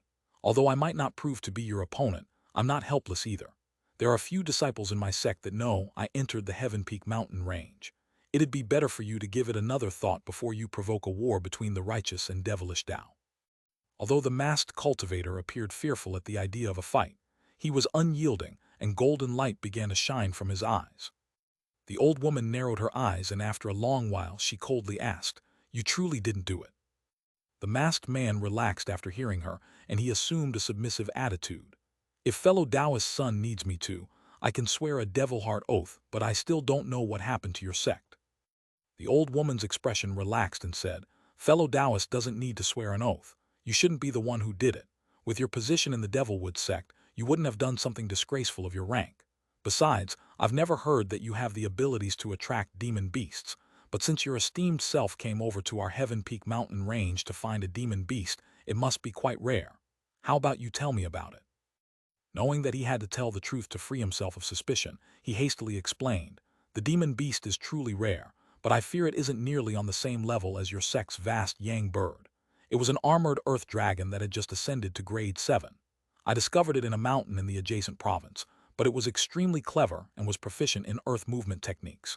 I've chased it for nearly a week before arriving here." "A grade 7 armored earth dragon," the old woman shouted in astonishment. "That truly is a rare demon beast, especially one at such a high grade. It is no wonder why fellow Taoist Ma was so rash. Now that fellow Taoist had departed, does that mean you had captured it? I've long heard of the beast's fame, but I've never been able to see it with my own eyes. Could you give me a look?" "I fear I must disappoint you, fellow Taoist's son. In the demon beast uproar, my secret technique suddenly lost effect and I could no longer track the beast down. But, a glint appeared in the old woman's eyes. Just as I was looking for the beast, I saw a streak of azure light pierce through the sky. It was rather quick and didn't appear to belong to a cultivator from your palace. I reckon they had something to do with the strange uproar in the mountain range. I was thinking about pursuing them and figuring out what had happened, but it were too fast. I lost sight of it after a moment. Then, fellow Taoist's son found me." The masked man let out a wry laugh. The old woman's expression stirred and she quickly asked, "An azure streak? And you said that they were just here. Which direction did they go?" The masked cultivator blinked and calmly answered, "They flew out of the mountain range. With your abilities, you might be able to pursue them." With a new trail acquired, she quickly uttered, "Many thanks, fellow Taoist Ma. I will be taking a look for myself. And since that armored earth dragon disappeared, you should leave the mountain range as well. Our sects and allegiances are at odds and have their own territories. When I return, I don't want you see lingering here." Then she took off in a stream of golden light. When the masked man saw her fade into the horizon, he let out a sneer and muttered, "That old witch is as hard to deal with as the rumors said." After she acquired the information she wanted, she immediately turned hostile. "Our sects are at odds. You just want to take the armored earth dragon for yourself. If I sensed it correctly, that azure streak should have something to do with the disappearance of the armored earth dragon. And the speed was no less than a late nascent soul stage cultivator. It won't be easy to chase them down." She also appeared quite flustered when she arrived, as if that other cultivator had made the High Sun Palace suffer quite a bit. What a happy affair. He then lowered his head to look at the spirit beast pouch at his waist. With a smile, he muttered, "Although it's not the armored earth dragon, I did acquire a blackblood spider, making the trip quite worth it. That dragon's appearance was rather convenient for that person. He drove it mad using some unknown method." The masked man suddenly raised his head and then muttered, "Actually, it must have been a method of attracting demon beasts. I'll have to quickly report this to Senior Marshal Brother Mew." After looking around him one last time, he surrounded himself in green light and tore through the skies. The old woman's surnamed son flew out for nearly half a day and continuously swept her spiritual sense past thousands of kilometers, but she hadn't discovered anything suspicious. Helpless, she could only return and quickly suppressed information of what had happened. If the other sects found out, the High Sun Palace would become a laughingstock. Fortunately, the person who acted against the vast yang bird only took away its tail feathers instead of killing it. Given 30 years and many spirit medicines, it should fully recover its strength. As a result, she could only bottle up her grievances, but in private, she had dispatched a small group of elite disciples to investigate if there were nascent soul stage eccentrics that were looking to refine a treasure that used the vast yang bird's feathers. In addition to gaining revenge for the spirit bird, she also wanted to find this person to acquire the method to attract demon beasts. If she could obtain it, taming demon beasts or acquiring their cores would be a simple and easy matter. Of course, she wasn't the only one with that in mind. The Devilwood sect had also sent out many of their own disciples to see if any unfamiliar nascent soul cultivators had recently appeared near the Long Province. The hidden actions of the province's two superpowers frightened a few of the shrewder clans and sects in the region. They all guessed that the balance of the region would soon collapse, and that war between the two great sects would occur. As various smaller powers were panicking, forming alliances, and withdrawing from the region, the atmosphere of the entire Long Province grew tense. Of course, Han Li had no idea that his actions would provoke such an outcome. At that moment, he had established a temporary stone room on top of a nameless mountain to examine the spoils he acquired, the 5 near-illusory flaming feathers. In a rather good mood, Monarch Soul Divergence idly said, "The woman who chased you at the inn should have been the High Sun Palace's late nascent soul cultivator. While her cultivation was exceptional, her spiritual sense was rather ordinary, and she wasn't able to detect you after you restrained your chi. Else, it could have proven quite troublesome." Han Li chuckled and said, "At worst, I'd only have to use bloodshadow evasion once. I don't believe there is another sacred beast incarnation in this world that I could run into. However, I did have no choice but to hide. That old woman cultivated a movement technique that was quite faster than mine. Of course, and it also appears the risks you took have paid off. Not only have you acquired this many flame feathers, but a rare armored earth dragon as well. If you can tame it, there will be a high chance to acquire other worldly treasures in the future," Monarch Soul Divergence said with satisfaction. "That's right, but this demon beast is fully grown. How can it be easily tamed? I'll only be able to succeed due to luck." "It is no matter. Taming a fully grown demon beast actually isn't as difficult as one would imagine. Highly intelligent ones are particularly easy to tame." Monarch Soul Divergence spoke with a calm tone filled with experience. Han Li raised his brow and revealed a trace of surprise. "Oh, so it was like that." "You'll find out. From how intelligent this armored earth dragon appears, it shouldn't be too difficult to tame." "I hope so," Han Li chuckled, "but I had better first wear down the beast's temper and then find a better time to tame it. First, I'll handle these flame feathers and then head to the Jin capital's trade fair. It's time to see what the greatest city in the Jin Empire is like. I visited the Jin capital once in the past. Although it was a city of mortals, it was quite imposing and unordinary," Monarch Soul Divergence praised. "I want to see the Jin capital even more now. Fortunately, we're not too far away. Treating the feathers should only take a day. 3 months should be more than enough time for me to arrive," Han Li calmly said. Following a flash of azure light, all but one of the feathers disappeared without a trace. Han Li flung the remaining feather in the air, breathing a cloud of azure nascent flame upon it. Suddenly, the feather lit up in a gorgeous display of blue and red light. He then shut his eyes and sat down cross-legged as he grasped his hands in an incantation gesture and sank into meditation. A day passed, and Han Li emerged from the stone room to depart from the mountain, heading to the eastern half of the Jin Empire, where the largest city of the mortal world was located, the Jin capital. With quite a bit of time left before the trade fair started, Han Li leisurely flew at the speed of an ordinary core formation cultivator to avoid suspicion. Soon, he left the Long Province and entered the neighboring territory without a problem, then taking out the wind riding chariot and flying off at immense speed in a streak of white light. As he flew, he faintly revealed the aura of his nascent soul cultivation, and the few low-grade cultivators he occasionally flew across, respectfully, kept their distance. A month later, Han Li entered the Jinjiang province adjacent to the Jin capital. He put away the wind riding chariot and once again flew with restricted speed and aura. After all, there were sure to be many high-grade cultivators in the heartland of the great Jin Empire. He didn't wish to attract unnecessary attention. 2 weeks later, Han Li was wearing azure Confucian robes as he rode on a worn cart pulled by a sickly old horse. At that moment, he was sitting at the front of the raggedy cart and his body shook along with it. His eyes were half closed as if he were nodding off. In truth, he was secretly refining the soul snow pill he took from several days before. After he emerged from the spatial pocket in Devilfall Valley, he had already taken over a dozen of them. The pill was worthy of being from antiquity. He clearly sensed an enhanced purity in the celestial ice flames and 6-winged frost centipedes, glacial chi that he previously refined. Even the trace of impurities that remained in the purple apex flames began to slowly disappear, producing a significant increase in their potency. It was only quite unfortunate that the medicine pill wasn't easy to consume. Each one would take anywhere from 3 to 4 months to refine inside of him, much to Han Li's disappointment. If he was able to consume a pill every month, he reckoned that in 100 years' time, his purple apex flames could reach the legendary stage of sealing 1,000 kilometers of land in ice. That being said, the purple apex flames currently was no lesser than the peak techniques of the devil and righteous Tao. There didn't seem to be an ability that would able to truly restrain them. As for why Han Li was traveling across the land on this worn carriage, it was because the Jin capital was the mortal capital of the empire. The great Jin cultivation world had an unwritten rule that forbade combat and flying 500 kilometers within the Jin capital, signifying a trace of respect towards the great Jin's imperial government, as cultivators and mortals had a certain degree of codependency in the great Jin.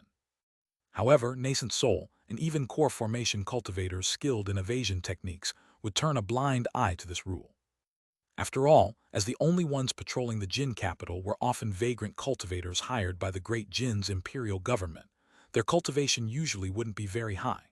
So long as they didn't discover anybody violating the rules or didn't brazenly fly at low altitudes in plain sight, they often wouldn't raise a problem. Han Li also viewed this rule with disregard. But because he had ample time and wished to finish refining a snow soul pill, he dropped to a small village 100 kilometers away and bought an old horse and cart before leisurely making his way to the capital. Han Li encountered a few low-grade cultivators along the way that were using horseback and carriages to head towards the capital.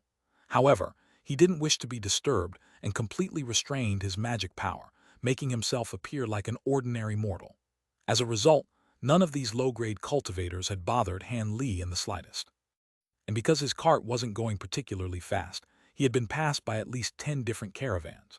Though Han Li simply minded his own business on the road as he refined a soul snow pill, he frowned when heard a storm of thunderous horse hooves in the distance.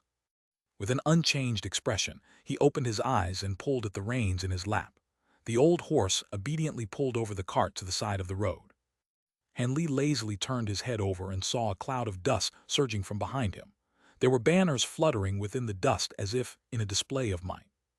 As the dust cloud approached him, he could faintly see cavalrymen clad in silver armor within them, each of them with bows hanging on their backs and sabers on their waist. These soldiers appeared rough and weathered, and they were led by a middle-aged man wearing embroidered robes and a longsword at his waist. He carried a large banner at his back with the word "King" boldly written on it.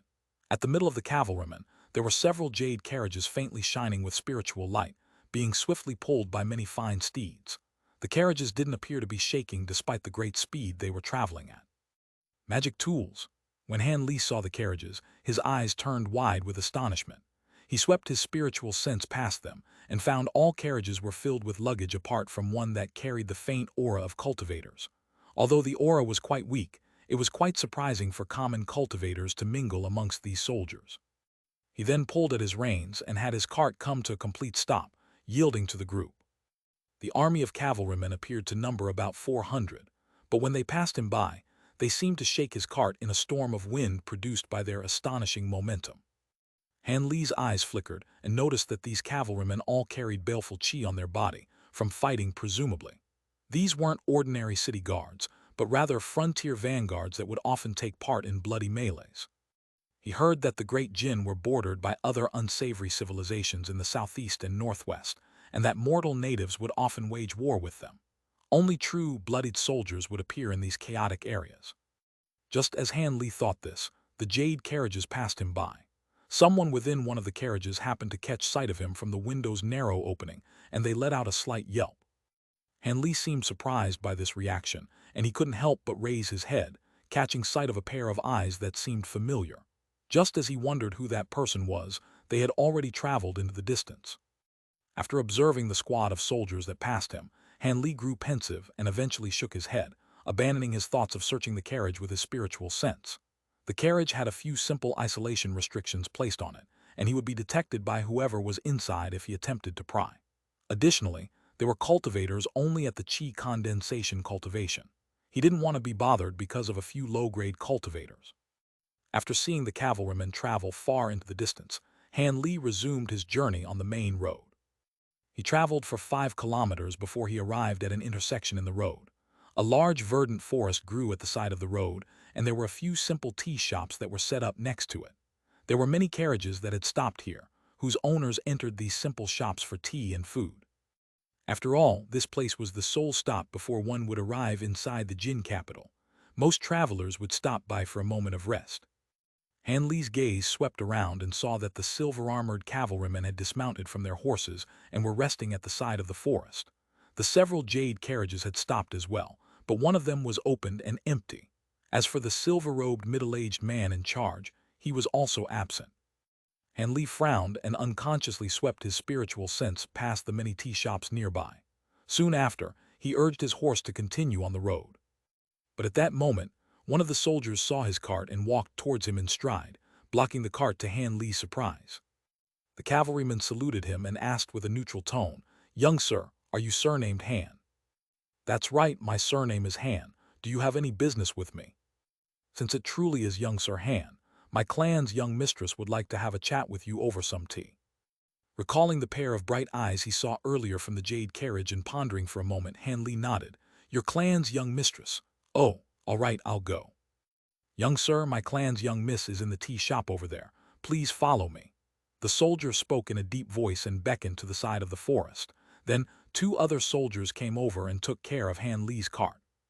A short moment later, Han Li entered the shop and came across two women and one man. The man was the embroidered-robed middle-aged man he saw from before. He had long facial hair and a calm, powerful demeanor. As for the other two young women, they were cultivators at the 7th and 5th layer of qi condensation. The man remained motionless at Han Li's entrance, but when the two women saw Han Li enter, they exchanged a glance. The woman with the lesser cultivation bit her lip and then spoke with some joy. "Brother Han, it has been many years since I've seen you. I didn't think I'd be able to meet you again. I will never forget the kindness you showed me with your cultivation guidance." Surprised, Han Li smiled and said, "So it was young Miss Cao. This is truly a coincidence. I hope you didn't take offense at my sudden departure." This woman was the county officer's daughter, Cao Mengrong, who he had met when he entered the Great Jin several years prior. "I'm sure Senior Han had urgent business at the time, so I could hardly blame you. Ah, that's right, I should introduce you. This is Senior Marshal Sister Wang. She had taken care of me when I was still in my sect. We are nearly as close as blood sisters. And this is Senior Marshal Sister Wang's uncle, a general renowned as the illustrious pillar of the Southern Empire. He has received orders to pay audience to the Emperor.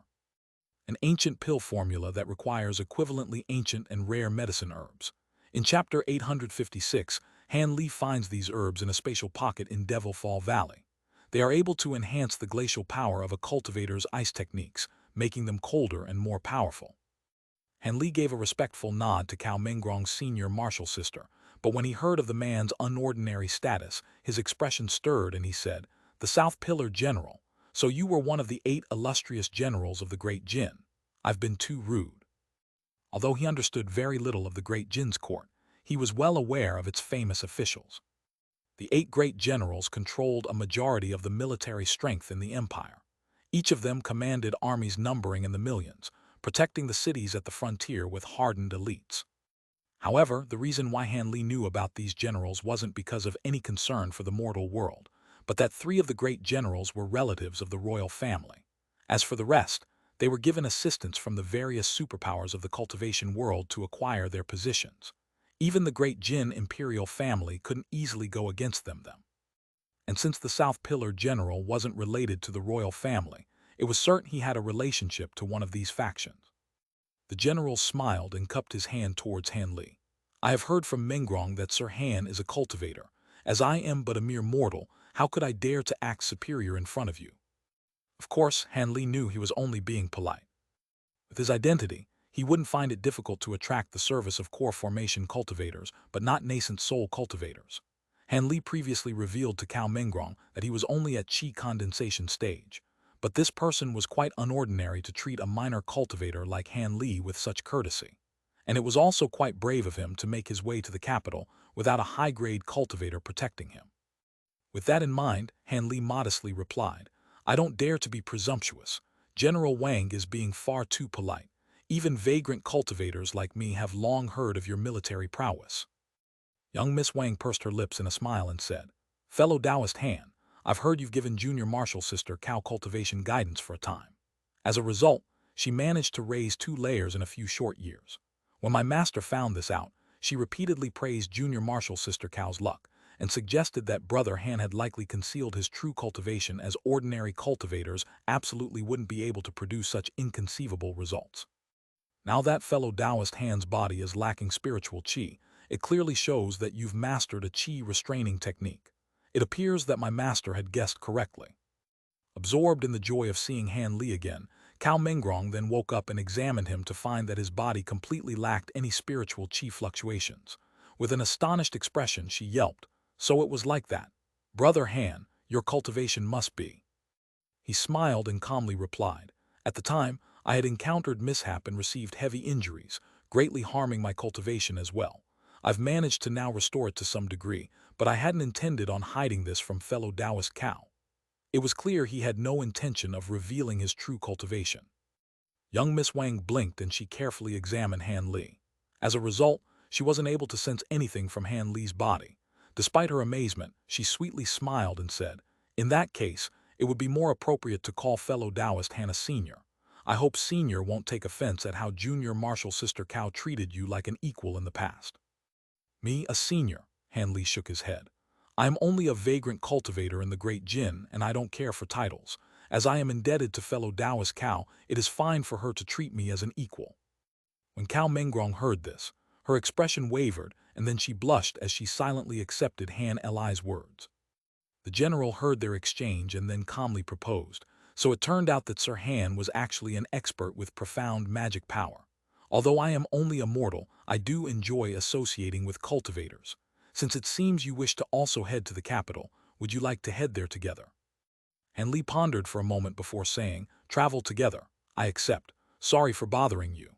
He was just thinking about finding someone familiar with the Jin capital and have them tell him about the trade meet. Now that this illustrious figure has appeared before him, he should know quite a few details despite being a mortal. Afterwards, Han Li and the 2 women had a quick conversation, and he found out that Cao Mengrong's father had successfully promoted from a mere county officer to a military official in the capital. Although his position wasn't higher in name, being transferred there from the outskirts of the empire was a significant rise in status. But when her father moved to the capital, she was cultivating in sealed seclusion and hadn't traveled together with him. When her senior martial sister Wang and her uncle traveled past her residence, Cao Mengrong happened to emerge from seclusion, and soon after, she was traveling with them to the capital. As for Han Li, he only mentioned a few passing words about how he spent the past, mentioning that he was recuperating from his injuries and had only recently emerged from seclusion. Of course, he hadn't gone into detail. The 2 cultivators didn't ask for any further details. After all, Han Li was originally found sealed in ice, and his injuries at the time were clearly heavy. They didn't appear to be something that could be healed in a few years' time. At that moment, a waiter from the tea shop brought over a pot of fine tea, and the 3 cultivators chattered for a moment before drinking it. With the tea finished, General Wang finally began to talk to Han Li and mentioned a few hidden ancient records that were stored in a few of his estates. He currently didn't appear to be a hardened veteran at all, but more like a studious scholar. His calm and cultured demeanor along with his friendly words gave Han Li a very favorable impression of him. He also managed to impress General Wang in turn. Although he couldn't say that he was interested in ancient histories, he discovered many secrets as he searched through many ancient records for pill formulas and secret techniques, and he was able to closely capture the general's interest when he mentioned them.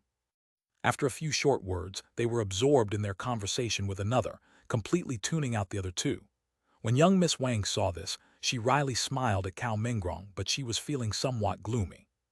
She was well aware of her uncle's interest in the secrets of the far past, as he was often immersed in collecting ancient records and antiques during his spare time. Now that the knowledgeable senior Han had come along, it was only natural for her uncle to be absorbed in conversation with him. Cao Mengrong didn't have any complaints about this. She simply quietly sat at the side and listened to them talk. When her gaze occasionally swept past Han Li's face, she would quickly turn her eyes away as if trying to hide her actions. Young Miss Wang saw this with bright eyes and found her actions to be quite funny. When she spoke with her junior martial sister Cao on the way, she faintly realized that her junior martial sister had a feeling of affection for the person in front of her. Whenever she mentioned this person, she would faintly blush as if he was often on her mind. This gave young Miss Wang the impression that fellow Taoist Han was a handsome and confident youth, as her junior martial sister wouldn't treat her martial brothers with any particular emotion. But now that she saw Han Li in person, she couldn't help but shake her head. This vagrant cultivator was neither the handsome or confident youth that she had imagined. The only redeeming factor of his appearance was his taller than average height.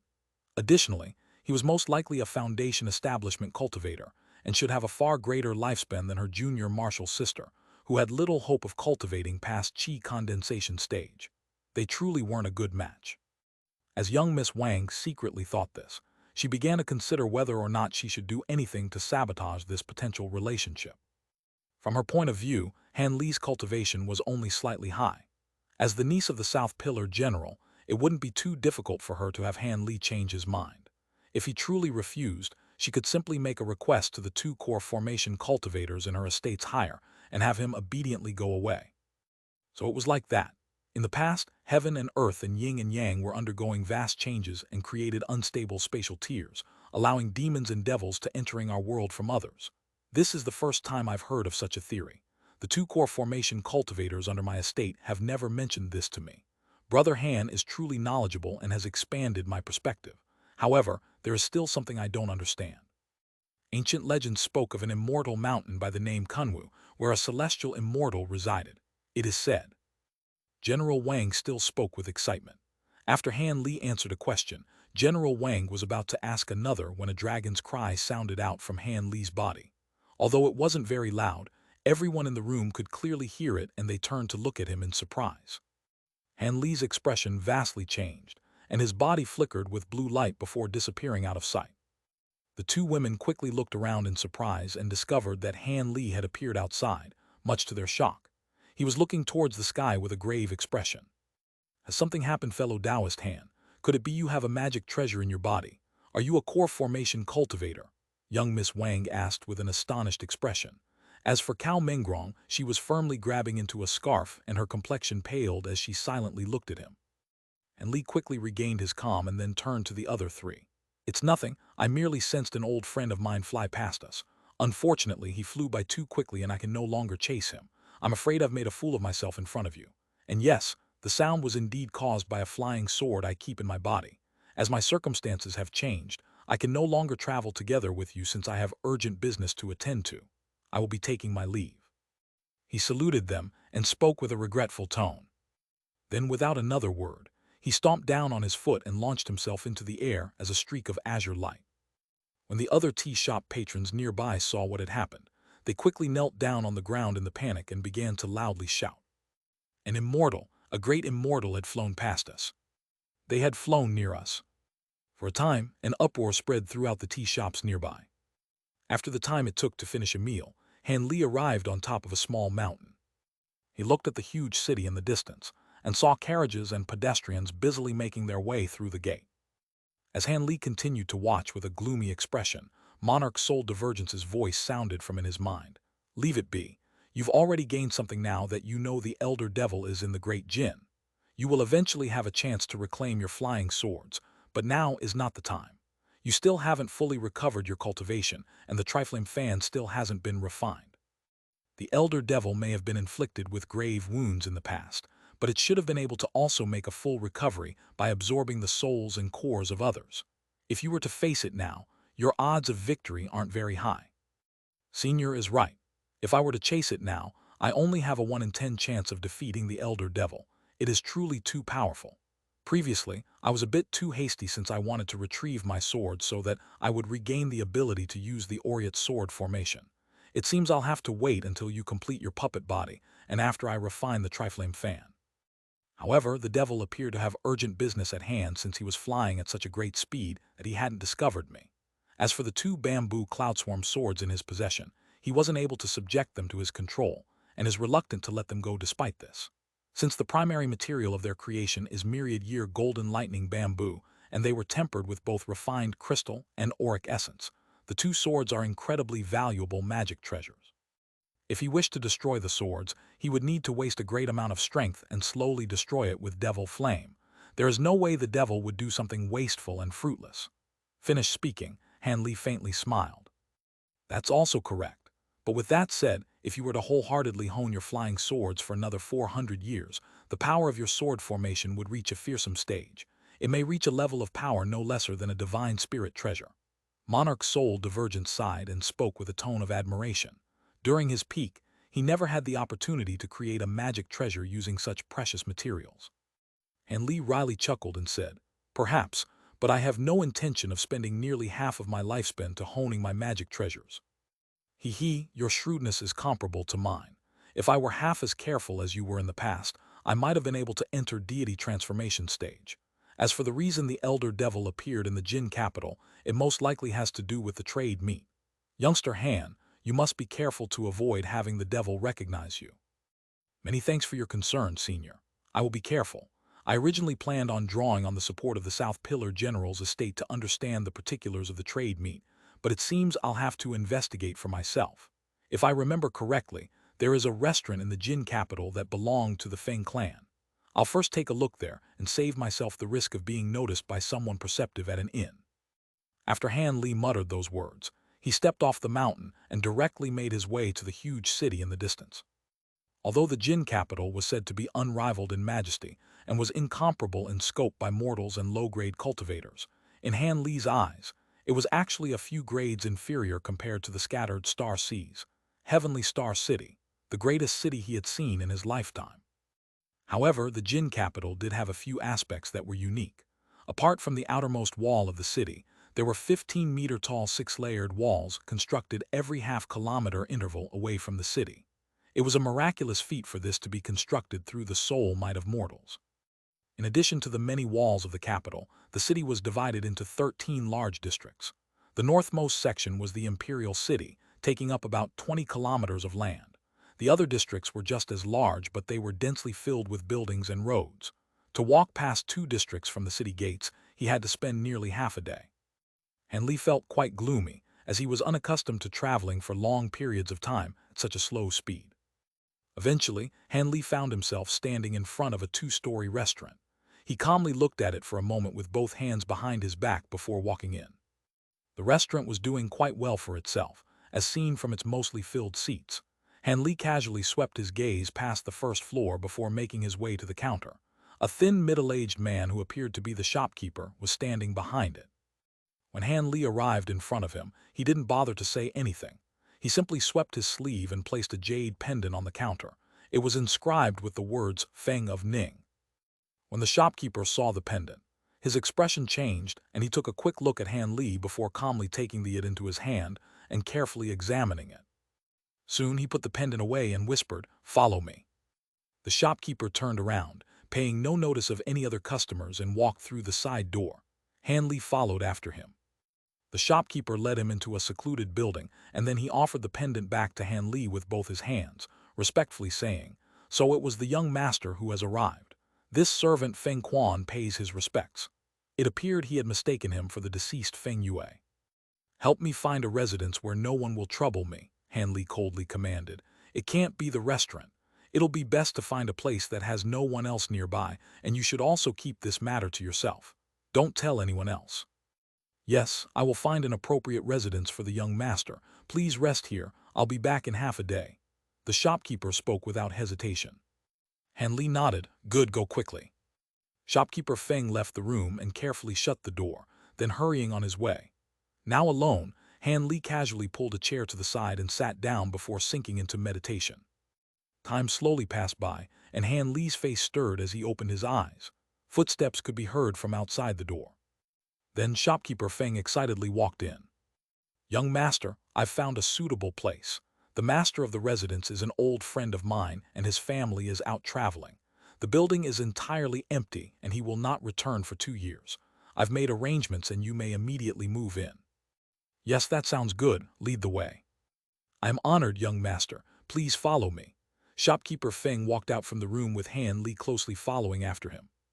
They left the restaurant from the rear entrance where a 2-wheel cart was waiting for them. A hunchbacked old man was sitting at the front. Han Li narrowed his eyes when he saw the white-haired coachman and said, "You are quite accommodating to have prepared a cart. But didn't I say to keep this matter quiet? What's going on with this person?" "Young master, this is Old Man Wu," shopkeeper Feng respectfully replied. He is quite sensible, but he can hardly hear anything, so there is no fear of him spreading rumors. And since the residence I mentioned is far away, it would be better to take a horse." "So it was like that. That's fine." Han Li frowned and pondered for a moment before climbing on the cart. Shopkeeper Feng also climbed on, and the old coachman shook the horse's reins without the need for any orders. They then slowly set off. Han Li sat down cross-legged and closed his eyes. As for shopkeeper Feng, he sat in the corner of the cart and kept silent with a lowered head. They passed through many different roads and changed direction to head to another district. 2 hours later, the cart stopped at a remote courtyard. There were no other residences, causing the region to appear quite desolate. Han Li and shopkeeper Feng then descended from the cart. With a smile, the shopkeeper led the way and pushed open the gate. "This is it, young master. I will go in first and tidy up one of the rooms for you." But at that moment, Han Li suddenly said, "You plan on heading in first to escape the restriction, and then have the 3 inside capture me." Shopkeeper Feng was greatly alarmed, and without another thought, he pushed open the gate and was about to run inside. But a strange red thread suddenly made an appearance behind his head. Then, his body was set aflame and instantly turned to ash. When the hunchbacked old man on the cart saw this, he shouted, "Attack!" With a wave of his hand, the old man launched a green flying saber towards Han Li. At that same moment, a yellow mist suddenly filled the empty courtyard, and a black pitchfork and 2 scarlet halberds shot towards Han Li. Han Li sneered at the sight and waved his sleeve, releasing an azure mist. The saber flew into the mist only to be captured and drawn into his sleeve. As for the other 3 magic tools flying towards them, he casually waved his arm at them, and another mist of light appeared from his hand, capturing them all at lightning speed. In a single moment, all of their weapons were completely restricted. Loud frightened shouts came out from the yellow mist, and the old man's complexion turned pale. They all realized what Han Li's vast display of strength had signified. Without another thought, the old man released a faint red talisman from his hand and bit down on his tongue to release blood essence onto it, dissolving into a cloud of sanguine around the old man, before flying over 30 meters away in the blink of an eye. The cultivators in the mist weren't slow to react either. 3 streaks of varying colored light flew out and scattered in different directions. Han Li's expression sank when he saw their attempt to escape, and proceeded to flick his fingers at the 3 cultivators who had emerged from the yellow mist. They were only able to fly 10 meters away before being engulfed by sword chi. Miserable screams sounded out, followed by a shower of blood raining from the air. Terrified, the hunchbacked old man that escaped in the blood cloud immediately poured the entirety of his spiritual power into the cloud, hoping to reach the street 100 meters away. He didn't actually think he would be able to escape, but if he managed to escape in an area filled with morals and cause Han Li to hesitate, buying him precious time. However, Han Li simply stood in place with a sneer and pointed at the blood cloud. The red thread that had just killed shopkeeper Feng a moment ago suddenly appeared behind the cloud and pierced through it in a flash of crimson light. An anguished wail sounded out, and the blood cloud scattered. The hunchbacked old man then fell from the sky and was caught by a large hand of azure light. It had thrown away the 3 magic tools previously in its grasp, bringing only the old man back to Han Li. As for the red thread, it completely disappeared without a trace before making a reappearance at his side. Han Li held out his hand, and the thread slowly fell into his palm to reveal its true form as an inch-long flying needle. It was translucent and crystalline, with red light pulsing from its surface.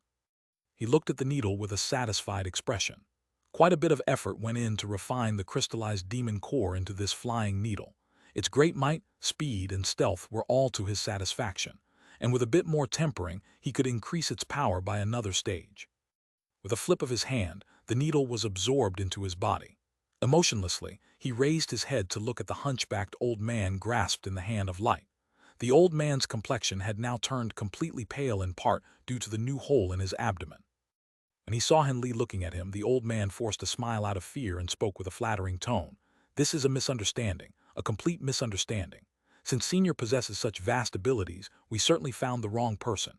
Yes, Senior must certainly be a magnanimous person and mustn't lower himself to this foolish junior's level. I'm a mere member of the Guaning's Kong clan. Please, if you have any questions, I will be sure to answer them all." Knowing that his situation was dire, he hastily rambled in hope of somehow persuading Han Li to spare him. However, Han Li stuck a talisman onto the old man's body, and he suddenly ceased begging for his life as his eyes became spiritless. "So troublesome, I only wish to know a few things so I didn't have to worry," he muttered softly, and then summoned all of the magic tools on the ground into his hand before heading inside the courtyard, followed by the large azure hand tightly grabbing the old man. The courtyard had a very simple smokescreen restriction placed down inside of it. Han Li paid it no regard, and with a wave of his hand, he struck it with magic seals and shattered it. Afterwards, he brought the old man into one of the rooms. After the time it took to finish a meal, Han Li struck the old man and turned him to ash, having him pass away from the world while he was unconscious. Then, he sat down in a wooden chair and began to mull over his thoughts as he held his chin in hand. Without having to worry about preserving the soul, he used the dream-tier technique to scour everything the old man knew. He was a Foundation establishment attendant of the Kong clan that was in charge of their affairs in the Jin capital. This person was actually quite competent. He was able to find shopkeeper Feng 2 years ago and threatened him into paying allegiance to the Kong clan. After all, how could a mortal dare to oppose a cultivator? When Han Li used Feng Yue's Jade pendant to contact shopkeeper Feng, he had informed the Kong clan members in turn, hoping to acquire merit with them. As a result, the old man rejoiced at the appearance of the long-lost young master of the Feng clan and didn't dare to release this opportunity. He set up a trap and personally set off to deliver the supposed Feng Yue to an ambush. When Han Li left the restaurant, he was able to see through the old man's poor concealment techniques at a glance and asked shopkeeper Feng a knowing question. Unfortunately, there were too many mortals nearby, and he couldn't directly take action. As such, he decided to follow them and later investigate the matter. Eventually, he was led into an ambush of Foundation establishment cultivators, each of them posing as much of a threat to him as an ant. He had an idea this was going to happen. Even if core formation cultivators laid an ambush for him, it would still prove to be a laughable matter. As Han Li scoured through the old man's soul, he made an astonishing discovery. After the 3 noble clans of Guaning concluded their joint trade fair, it was discovered that the Kong clan ancestor had his soul devoured and that his corpse was possessed by a devil. As a result, the other 2 clans joined together to request assistance from the sects backing them, leading to the possessed ancestor being struck down. With this, the Kong clan suffered a massive drop in strength, turning from the strongest to the weakest clan in the region. This had also foiled the plan of King Glorious Blaze, who was hidden deep into the Snowman mountain range. Furious, he directly raised his tomb and released several thousands of Foundation establishment-grade undead soldiers, brazenly forming an underworld ghost formation to destroy all human life in the mountains. The high-grade cultivators backing the 3 clans had a massive battle against the 3 corpses of the ancient tomb. Many of the refined corpses and low-grade disciples had perished, with the disciples' souls consumed by the ghost formation. As for the nascent soul-grade cultivators, they found themselves at a massive disadvantage as they fought against the tomb's 3 corpses inside of the underworld ghost formation, with one of these cultivators even suffering heavy injuries out of negligence. After the battle, cultivators of the 3 clans were trapped on the mountain, where the grand auction had been held by the ghost formation, which spanned 50 kilometers around them. They could only rely on the grand formations that were previously established on the mountain to survive with much difficulty. In truth, these nascent soul cultivators had heavily injured King Glorious Blaze in their ambush and had underestimated him as a result. They had believed that since he had been crippled, he should have been easy to deal with. But they hadn't known that King Glorious Blaze had the strength equivalent to a late nascent soul cultivator with the support of his tomb, and with the addition to 2 other early nascent soul-grade corpses, the mortal cultivators became completely overwhelmed in terms of might.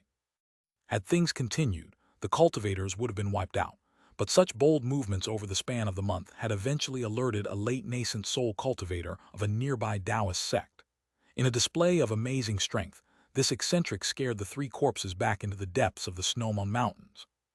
The late nascent soul cultivator showed no intention of pursuing the corpses after forcing them to retreat, and after the 3 clans were rescued, they didn't dare to remain in the vicinity and withdrew from the mountain range, giving the corpse monarch free reign over the land and an opportunity for him to rise again with greater strength. However, King Glorious Blaze and the other 2 corpses were also fearful towards the late nascent soul cultivator and didn't dare to rashly emerge from the depths of the mountain. Naturally, Han Li understood the old man only knew a portion of the truth, but he was able to draw a connection with the heavily injured King Glorious Blaze he had seen. After coming up with his own conclusions, he couldn't help but click his tongue in astonishment. This King Glorious Blaze was a rather fearsome character. He was already heavily injured when he fought against Master Wildsend, but only needed a short while to recover before raising a large-scale assault against the nearby cultivators. But as someone who consumed countless medicines, Han Li clearly knew that it was impossible to fully recover one's vitality from such grave injuries so quickly no matter what medicine they took. Han Li had yet to fully recover his peak cultivation, for example, despite the number of medicines at his disposal. As such, the only possibility of King Glorious Blaze's sudden recovery in strength was that his techniques as a myriad-year corpse monarch were immensely powerful to begin with, or his techniques had a unique property allowing for a miraculous recovery. As Han Li pondered about the abilities of the corpse monarch, he recalled the heavenly corpse pearl he set aside within his body. He drew much support from the pearl's powerful effects to cultivate the bright jade arts. He was even unsure whether he would have been able to cultivate the technique to the second layer solely with the Vajra relic. The effectiveness of the pearl was perhaps the reason why King Glorious Blaze was able to recover his strength at miraculous speed. Han Li calmly pondered the matter for a moment more before tossing it to the back of his mind, setting his thoughts on making future plans in the Jin capital. Needless to say, he wouldn't be able to stay at this courtyard for long. Someone would likely come to investigate the disappearance of shopkeeper Feng, which would be quite troublesome. It would be better for him to rent a room at a monastery or temple for a time, as it would be much quieter than an inn. Additionally, he would need to pay a visit to the cultivator markets in the Jin capital to investigate the details of the upcoming great auction. Having made certain of his plans, he departed from the residence, leaving no trace of him behind.